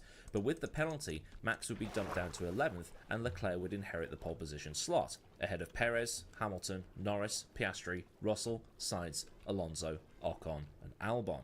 Now this would be a time to suggest a rule where if you make it into the 3rd qualifying session and you know you have to take an engine penalty, you should be excluded from the 3rd qualifying session and the person in 11th moved up into 10th so that they can go into the knockout stage instead, or the final shootout stage. but then that idea falls apart because you need the person that's taking the grid penalty to set a time, so you know where they're going to end up after the grid penalty. This was just a smooth brain attempt at seeing a Williams enter Q3, to be honest. But anyway, with Maax behind Lando again, it was down to the McLaren driver to make a decent getaway, and Lando's starts let him down again. The guy can't make a decent getaway, it seems. He lost 3 positions. Around him, you also had Perez losing a spot to Hamilton at the start, but actually looked quite racy in trying to get it back on the way up to Les Combes, with the Red Bull driver ducking out into Eau Rouge to try and get the slipstream up the Camel Straight. Quite an action-packed start, all things considered, but Norris losing 3 places should be a concern for McLaren. Although, to be fair to Norris, he did grab the gravel on the outside of La Source rather than just simply bogging down off the line, but still, pressure and Norris don't really go together. Hamilton took the lead on lap 3 on the Camel Straight, with Leclerc not really trying to fight too hard. Must have known the move was getting done. But from there, Hamilton just managed the gap, not pushing too hard to build the gap and not really overdriving. It looked like a standard Sunday drive really, before his first pit stop came on lap 11 that was designed to undercut everybody else, much like the undercut was the way to go at Hungary. So I do need to do a proper video on undercutting and overcutting, but the difference between the two is simple. With an overcut, you stay out on your tyres longer so that by the time you come in for your stop, you have fresher tyres than those around you, which is useful at tracks where overtaking is incredibly easy, such as somewhere like Monza or anywhere else where setting up for the overtake is going to get you the overtake more often than not. It's also used at tracks where generating tyre temperature on the outlap is incredibly tricky, like at Monaco for instance, so the person pitting before you doesn't have the fresh tyre advantage straight away. This happened at the 2021 Monaco Grand Prix where Hamilton tried to pit before Gasly to jump him in the stops, but on his outlap he wasn't generating the tyre temperature and Gasly on his old tyres was doing a similar pace to the Mercedes which had the brand new ones. So it didn't work. Vettel stayed out even longer and jumped them both when he pitted. The undercut is the opposite. That was so early funny to and see. You use the fresh tyre advantage He and wasn't grid and lap time happy to with set that. faster lap times than those around you on older tyres, so that by the time the other car or cars pit, your fresh tyre pace advantage has allowed you to overtake the other guy or guys when they're stationary. This tactic is often employed at tracks like Hungary and Singapore, where it's very difficult to overtake, and the only way you're going to achieve a pass easily is by doing it on strategy. Yes, your rivals will have a tyre advantage when they come out of the pits, but because it's hard to get by at the track you're using it at, it doesn't really matter. Vettel used an undercut in the 2019 Singapore Grand Prix. He pitted from third when he was behind Leclerc and Hamilton, and using the fresh tyres he could bang in a faster outlap than Hamilton and Leclerc could do on their in-lap, so that he had the race lead when the other two came out of the pits. He then went on to win the race. The only issue with the undercut is that you need to be in clean air when you exit the pits to maximise the outlap. If you catch lapped traffic or another car for position, and the whole thing falls apart. I hope that's explained things, but I need to look at doing a more detailed video That's with true. some examples. But man, go to fucking Japanese. Yeah, it's say Japanese. But Russell, just Russell, please. So Hamilton, Piastri and Perez came in on lap 11. Russell came in 1 lap prior on lap 10. It seemed that an undercut was going to be the way to go. Because of the shorter DRS zone on the Camel, it was harder to overtake. And the undercut worked for Russell because he managed to jump Piastri in the stops, but was then overtaken into Les Combes. Once everything had cycled through, Hamilton had nearly a 5-second lead over Piastri and was looking semi-comfortable out there, while Russell had managed to leapfrog his way up to third by lap 26, leading Verstappen by about 2 seconds. Most had expected the race to be between the two McLarens and Verstappen, so seeing the two Mercedes that high up and one of them actually leading the race was quite a surprise, by 5 seconds, as it so happens. But just before Hamilton pitted at the end of lap 26, Russell was on the radio to the pit wall saying, "We should try a one-stop here." Hamilton came in at the end of lap 26, was stationary for 2.4 seconds, and we saw what was quite possibly the most pointless camera trick in history. On the face of it, Russell was trying something incredibly weird. One stoppers at least P1. I mean, I don't know if you liked it more because it was such a boring race that made something happen. But man, I hate it. Bar don't work, even with tyres like these. I can't recall anyone trying it before. I'm sure there's some anoraks that can recall it happening, but Google isn't returning any results beyond yesterday. Friday practice had shown incredibly high degradation on the tyres, so unless somebody just wanted to fall down the order later on in the race, then 2-stopping was the optimal strategy. But as Russell pointed out after the race, as the race went on, the tyres were feeling good, and with nobody around, it was totally fine. Piastri was in the same boat too. When he was leading the race, his car was feeling fine as well. Every simulation, spreadsheet, calculation, whatever it is that they run on the pit wall and in the garage after every session showed that if he 1-stopped or 2-stopped, Russell was going to finish 5th. They could have potentially tried a 3-stopper to put him on super fresh, super fast tyres at the end and try and blitz a few positions back towards the end of the Grand Prix. But either way, 2-stop was the way to go. A 1-stop was a crazy suggestion. Everybody else, so Hamilton, Piastri, Norris, Verstappen, Perez, Leclerc and Sainz, all stopped twice. But somehow it appeared Russell was making all this work out in front and was holding Hamilton off, who had much fresher tyres. And Lewis was probably taking things a little easy in the closing stages to try and avoid it. I mean, that would be so funny if Russell won, because Lewis Hamilton didn't get the option to drive longer on his tyres. And because of that, he lost to George Russell. Sadly, that didn't happen. It did happen. Then George Russell was disqualified. But man, that would have been amazing for the summer break. Lewis Hamilton losing a win because of his team. An accident. Secure the 1-2, play the long game, all that good stuff. But at the same time, Norris had been close to overtaking Verstappen on a couple of occasions and not quite having the steam to get it done. So, I don't know. Maybe that shorter DRS zone was holding people up a tiny bit. With about 10 laps to go, Piastri had gone round the outside of Leclerc at Les Combes. And that also, Lando Norris, if he did the George Russell stuff, could he easily won the race also? Or Max Verstappen, if he also did that, could he also won the race? I mean, I feel like so many teams just drove after Lewis Hamilton when they could have done something else. And like we saw with George Russell, they could maybe have won the race. Brilliant move, and I'm quite excited for how well Piastri is going to do over the course of his career and the rest of the season. He's already won one race, maybe he can win a few more, without team orders this time. But as the race went on, the tyres started to drop off on George's car, and Hamilton was closing in at about half a second per lap. So what you end up with is the top 3 finishing pretty much nose to tail. Russell from Hamilton with Piastri just behind, which, if the simulations and data had gone the way anyone expected, it should have been a fight between Hamilton and Piastri in those final laps instead, and that would have been great to watch. But you had those 3, then a gap of about, 6-7 seconds or so, and then Leclerc, Verstappen and Norris coming in nose to tail. Then somewhere even further back was Perez in 8th, who had done nothing but go backwards. Yeah, that's something they should maybe have done. I mean, Paris going bad, just Maax presenterar OS Paris 2024. Endast här kan du se varje ögon. But about an hour and a half after the race had finished, Russell was disqualified. So let's try and explain all this. Yeah, finally. After 8 minutes, can we finally get why I clicked on a video? Away then. When Russell's car was weighed, it came in at 798 kilograms, which is bang on the minimum weight that the FIA has set. With no safety car and no rain, the weights were going to be marginal, but this is Formula 1 and this is all calculated to very fine margins, such is the nature of the sport. But when it went through again, the FIA had noted that not all the fuel had been taken out, and that the 798 kilogram minimum limit is the dry weight, so car and driver plus helmet and hands device with all the fuel taken out.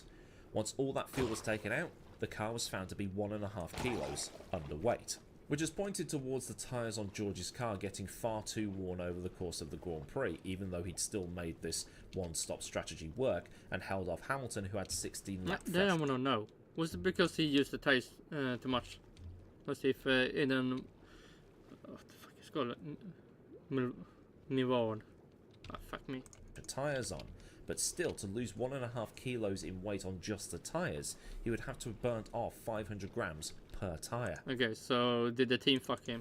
While looking all this up, it might be due to how Spa has been resurfaced recently.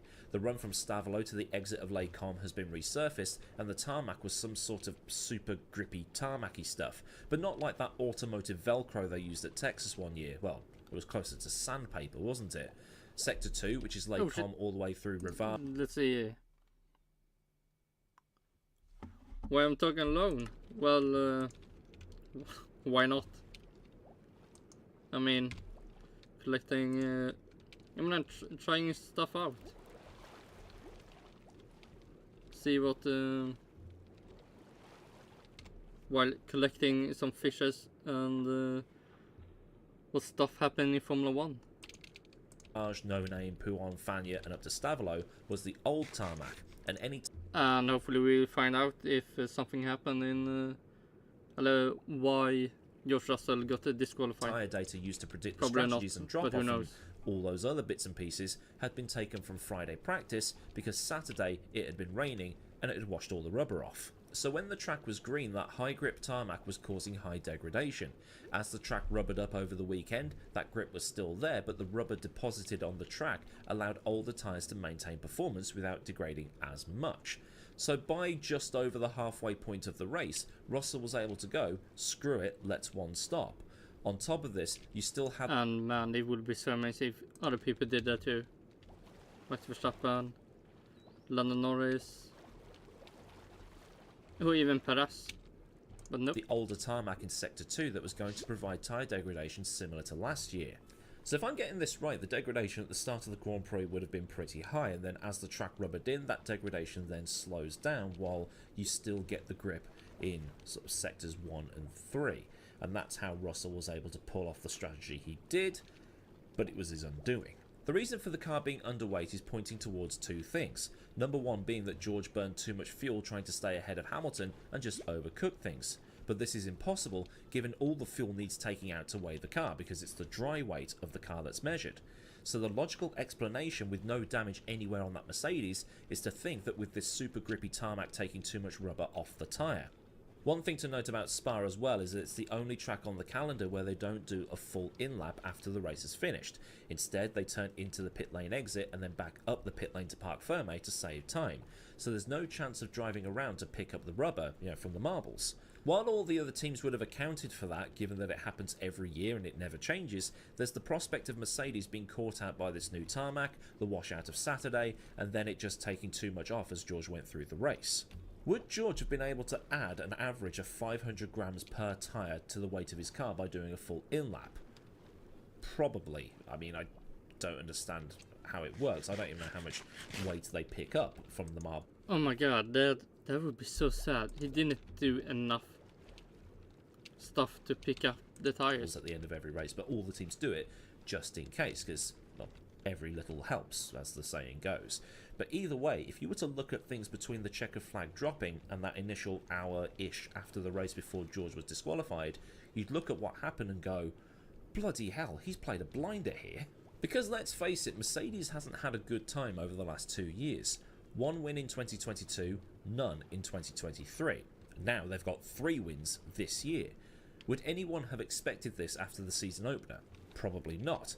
Russell's big brain call turned a potential 1-5 or a 2-5 into a 1-2 or a 2-3, which would have been a massive boost to the team in the Constructors. But that wasn't to be.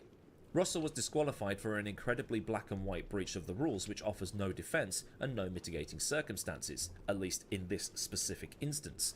If he'd had a chunk of bodywork knocked off by another car, it might have helped his case.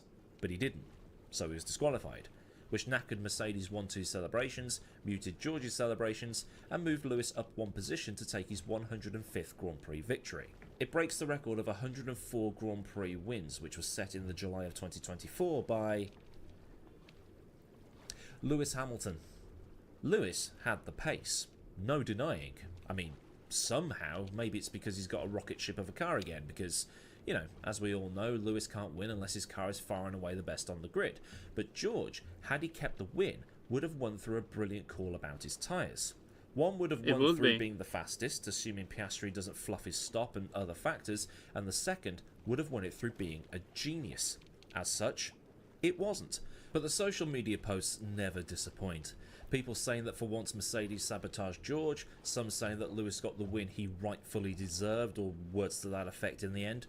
Comments written in Spanish saying that Checo was shafted, and on Max's Instagram posts and Horner's Instagram posts, there were people blaming Hannah and the rest of the pit wall for Max finishing in 5th, or later 4th, despite that absolutely mental lap in qualifying. Shut the f*** up. Okay, I mean, when you do this sort of thing, you have to read the absolute drivel that gets posted on the internet. I can't block these Twitter accounts fast enough, it seems, but... I mean, how dim do you have to be to genuinely think that a driver is deliberately being shafted by one team? Sabotaged, the word that keeps getting used. But Mercedes isn't complaining. They've taken it on the chin, they know they messed up, and they're working out how to not have it happen again. In one case, their decision to let Russell stay out would have overridden the calculations they had for tyre wear in terms of the weight of the rubber. Hamilton pitted twice, so would have taken the tyres on shorter stints. George took one set for 34 laps, or something along those lines. But it has to be said that Alonso and Tsunoda also one-stopped during the race, but came within the regulations. But Alonso pitted on lap 13 and Tsunoda on lap 15. Russell had come in at the end of lap 10 and might have taken too much out of the tyres at some point in that 34-lap period. Or it could have been the change to the floor, since they changed that after it wasn't giving them what they wanted on Friday. That might have contributed to the weight difference too. But I'm sure there's many meetings happening at Brackley today to figure it out, and they'll probably have an answer soon. But given how Mercedes looked in practice, salvaging this result seemed impossible. Yeah, and still, man, so depressing that McLaren or Red Bull didn't win. And for some reason Mercedes then can end somewhat in a good spotlight for the summer break. Man, McLaren are wasting so many victories. Maybe the car suits the track, maybe they found something over the course of the weekend, I don't know. But to win the race while everybody was expecting the McLarens and Verstappen to be the ones up there challenging for the 3 spots of the podium, well, where did that come from? So it's just a wait for Zandvoort now. Man, so this... Wait, what? 2020 Belgian Grand Prix review reaction. Oh, okay, so, man. He didn't do anything what I thought he would do. Do in deep in why George Russell got disqualified. And had maybe more information on what actually happened, but nope. It was just a reaction. Nice. Summer break is in full swing, so I'm sure we'll find something to do until then. So probably not. Well, what do we do until then? Not even IndyCar can be watched, because they will be back in let's see. When will IndyCar be back? 17th August. So it's like long way. But either way, rubbish rule or it is what it is. Let me know in the comments. So then a look at the... I would say maybe rubbish rule. They should weight the car without the tires. Or have... I mean, that's something else. But... I mean, that is so fucking weird that you... Because you pick up stuff on the tires, now you cannot be disqualified.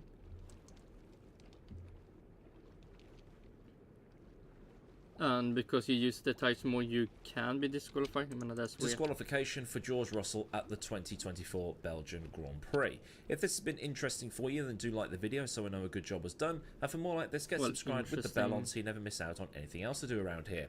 Massive thanks as ever to the fine bunch of lads over at Patreon that continue to support me at a more personal level. And if you want to help keep things running around here, then a link to Patreon is in the description, along with links to Discord, socials, affiliates, and other bits and bobs you might want or need to know.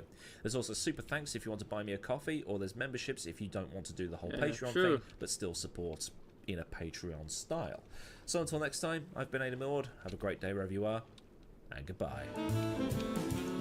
Goodbye. Okay, so that was... Man, I thought it would go more in deep in the disqualification about George Russell. Apparently not, it was just about a race review, a reaction. And let's see, 4 more fishes. No, still 4 fishes. That's depressing. 4 more tropical fishes, and then we can go down to the fun basement. To see how many fishes. And then we need to fix one chest that I've apparently made extra. I know it's purple, I don't know what fish. Maybe Betty purple, I don't know. Some fish, maybe blockfish was it. Either way. So there we will have maybe -9 fishes already. So more like 29. Because usually it's 20 minus. It could be more than 9. Yeah, it should be 10. So 30 minus. That will be fun.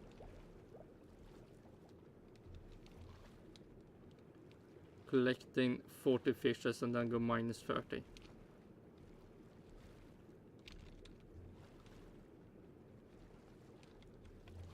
Let's see.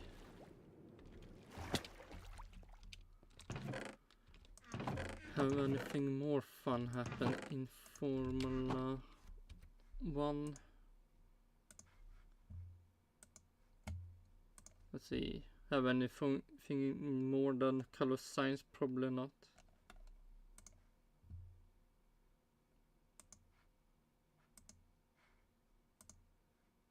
It doesn't look like that.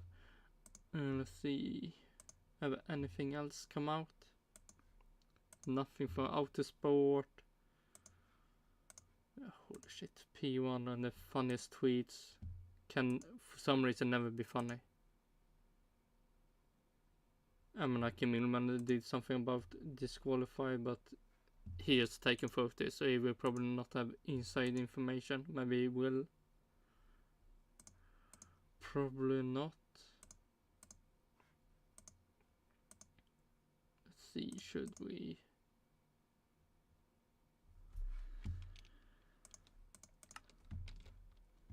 Let's see, how many fish do we have? It should be 24, 30, 36, 37.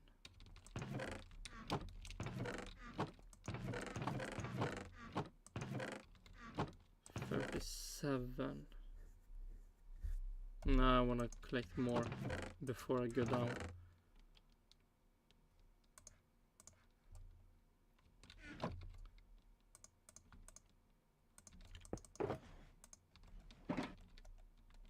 How many tridents do we have now?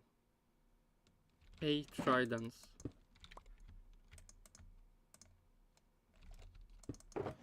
No, wrong one. And we are still only 2 salmon fishes in this sugar box. That's weird. I can collect tridents more easily than I can collect salmon around my base.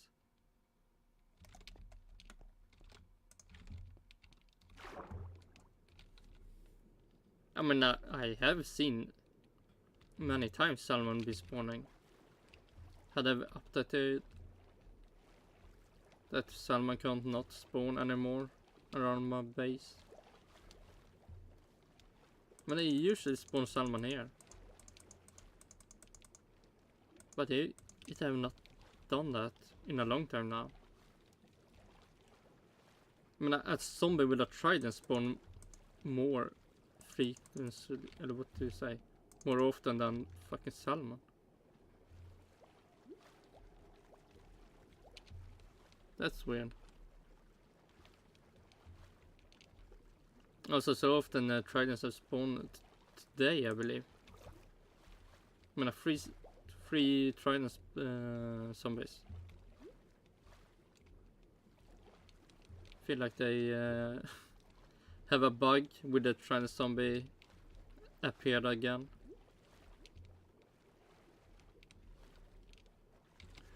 Let's see how the stuff look. Oh shit, I'm not. Oh wait, you? Yes, I'm done. What do we do? Yeah, yeah. I collect 4 more tropical fishes and then we can say it is that. But what more news can happen in Formula 1? After now Carlos Sainz has signed for Williams. I mean, who will go out next? Will Alpine or Stake F1 team Kick Sauber go out? I mean, I feel like now that Carlos Sainz is gone, and I mean, Stake F1 team Kick Sauber will probably not keep Bottas. So I feel like Alpine can maybe make a move faster.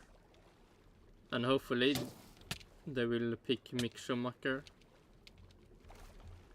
for the other seat. I mean, he's already in Alpine and I don't see why they would want to have Jack Doohan. Oh shit, one more. So 3 tropical fishes more. So in my opinion, I feel like Alpine will go out faster.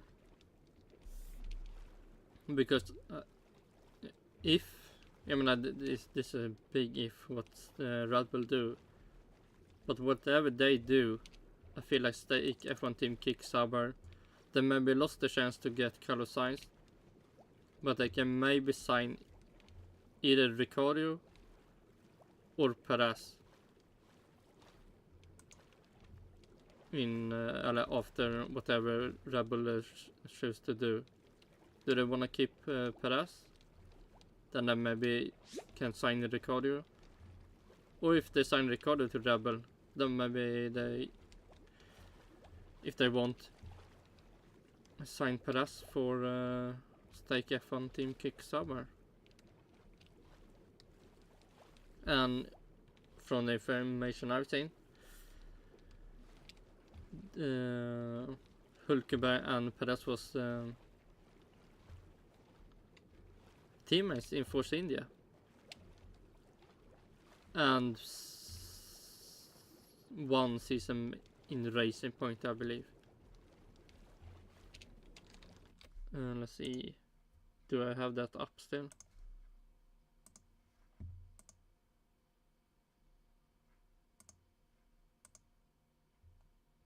Let's see if I click, do they come up? Yes. So I have Nico Hulkenberg, and from this information we have Force India for 3 years and then Racing Point. What happened between 2017? Let's see, can we?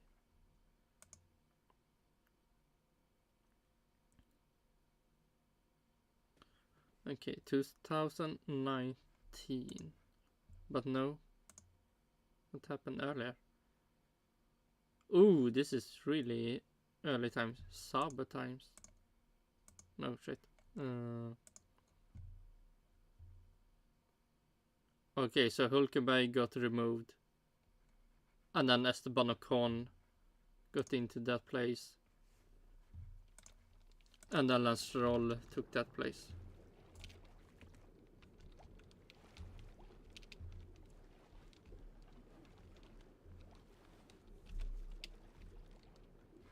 Almost a Trident. It's a zombie rod. Fish rod. Zombie fish rod. 2 more. And then we say this is it. That zombie despawned.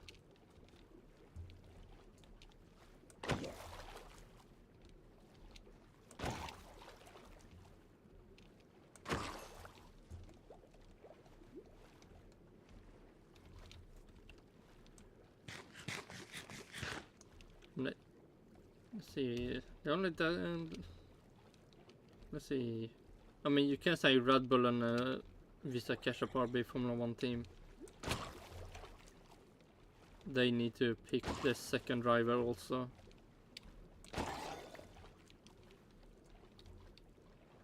But they still have drivers. Should only be Alpine and Stake F1 team Kick Sauber. That doesn't have any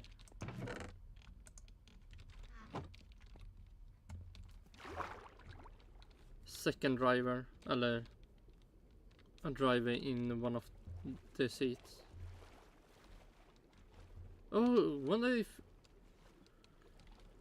if we will get any news about what Landooooo will do. Will he finally give information that, yeah, I will join Williams. I will bring back Williams to the glory days. Or will it just be nothing? He will just, he's done with everything. Well, done with everything. He's done with Formula 1 and just want to do, yeah, whatever he want to do.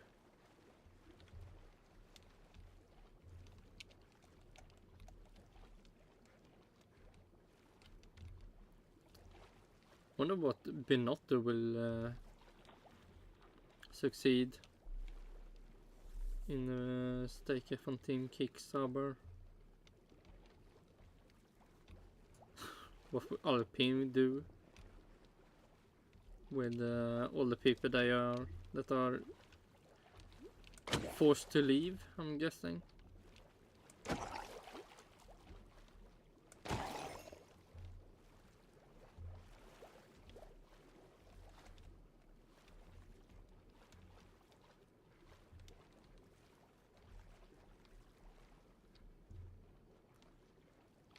Man, only 2 more. 2 more tropical fish for the collection. Eller for the virtual collection. A Sunstreak Grey Magneta.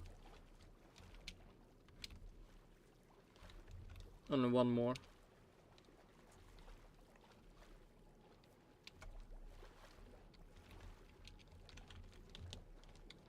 And then we have collected,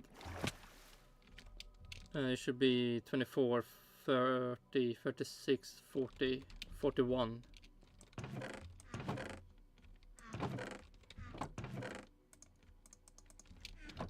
Oh yeah, that's happened. There was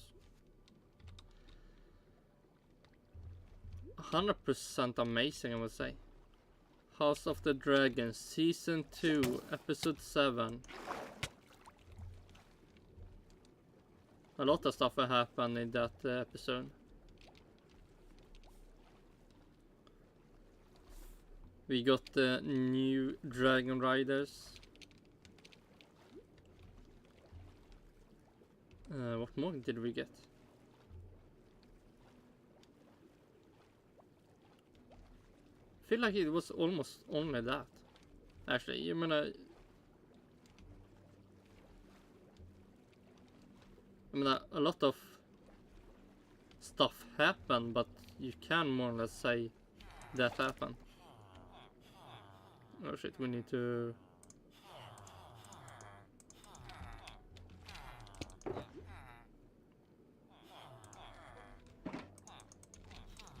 We got more than 40 fishes. I left 41.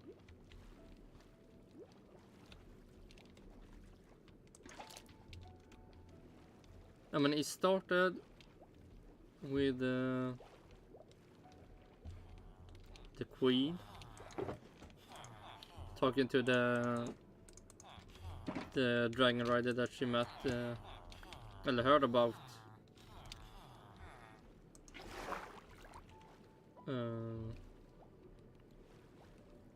That might have taken Sea Snake, I believe. The dragon is called.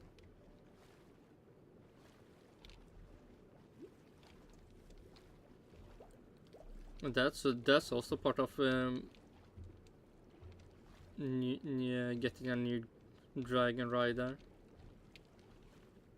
And the rest of the episode was her getting more dragon riders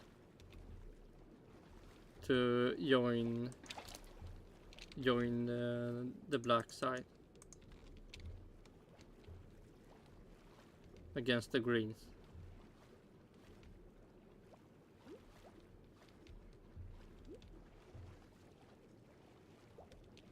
But man,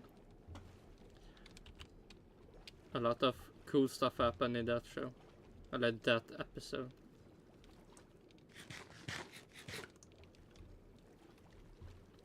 And maybe a lot of really sad stuff, you can say.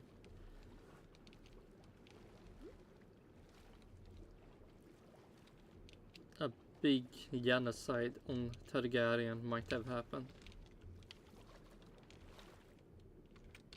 Yeah, we are done with that.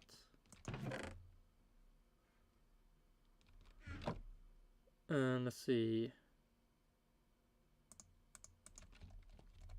Let's see if I can.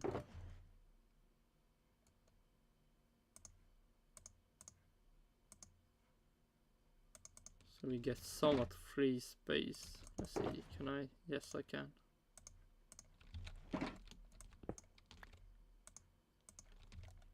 So we can collect copper in that place. And then tomorrow or whatever day I care to continue this, we will start the stream with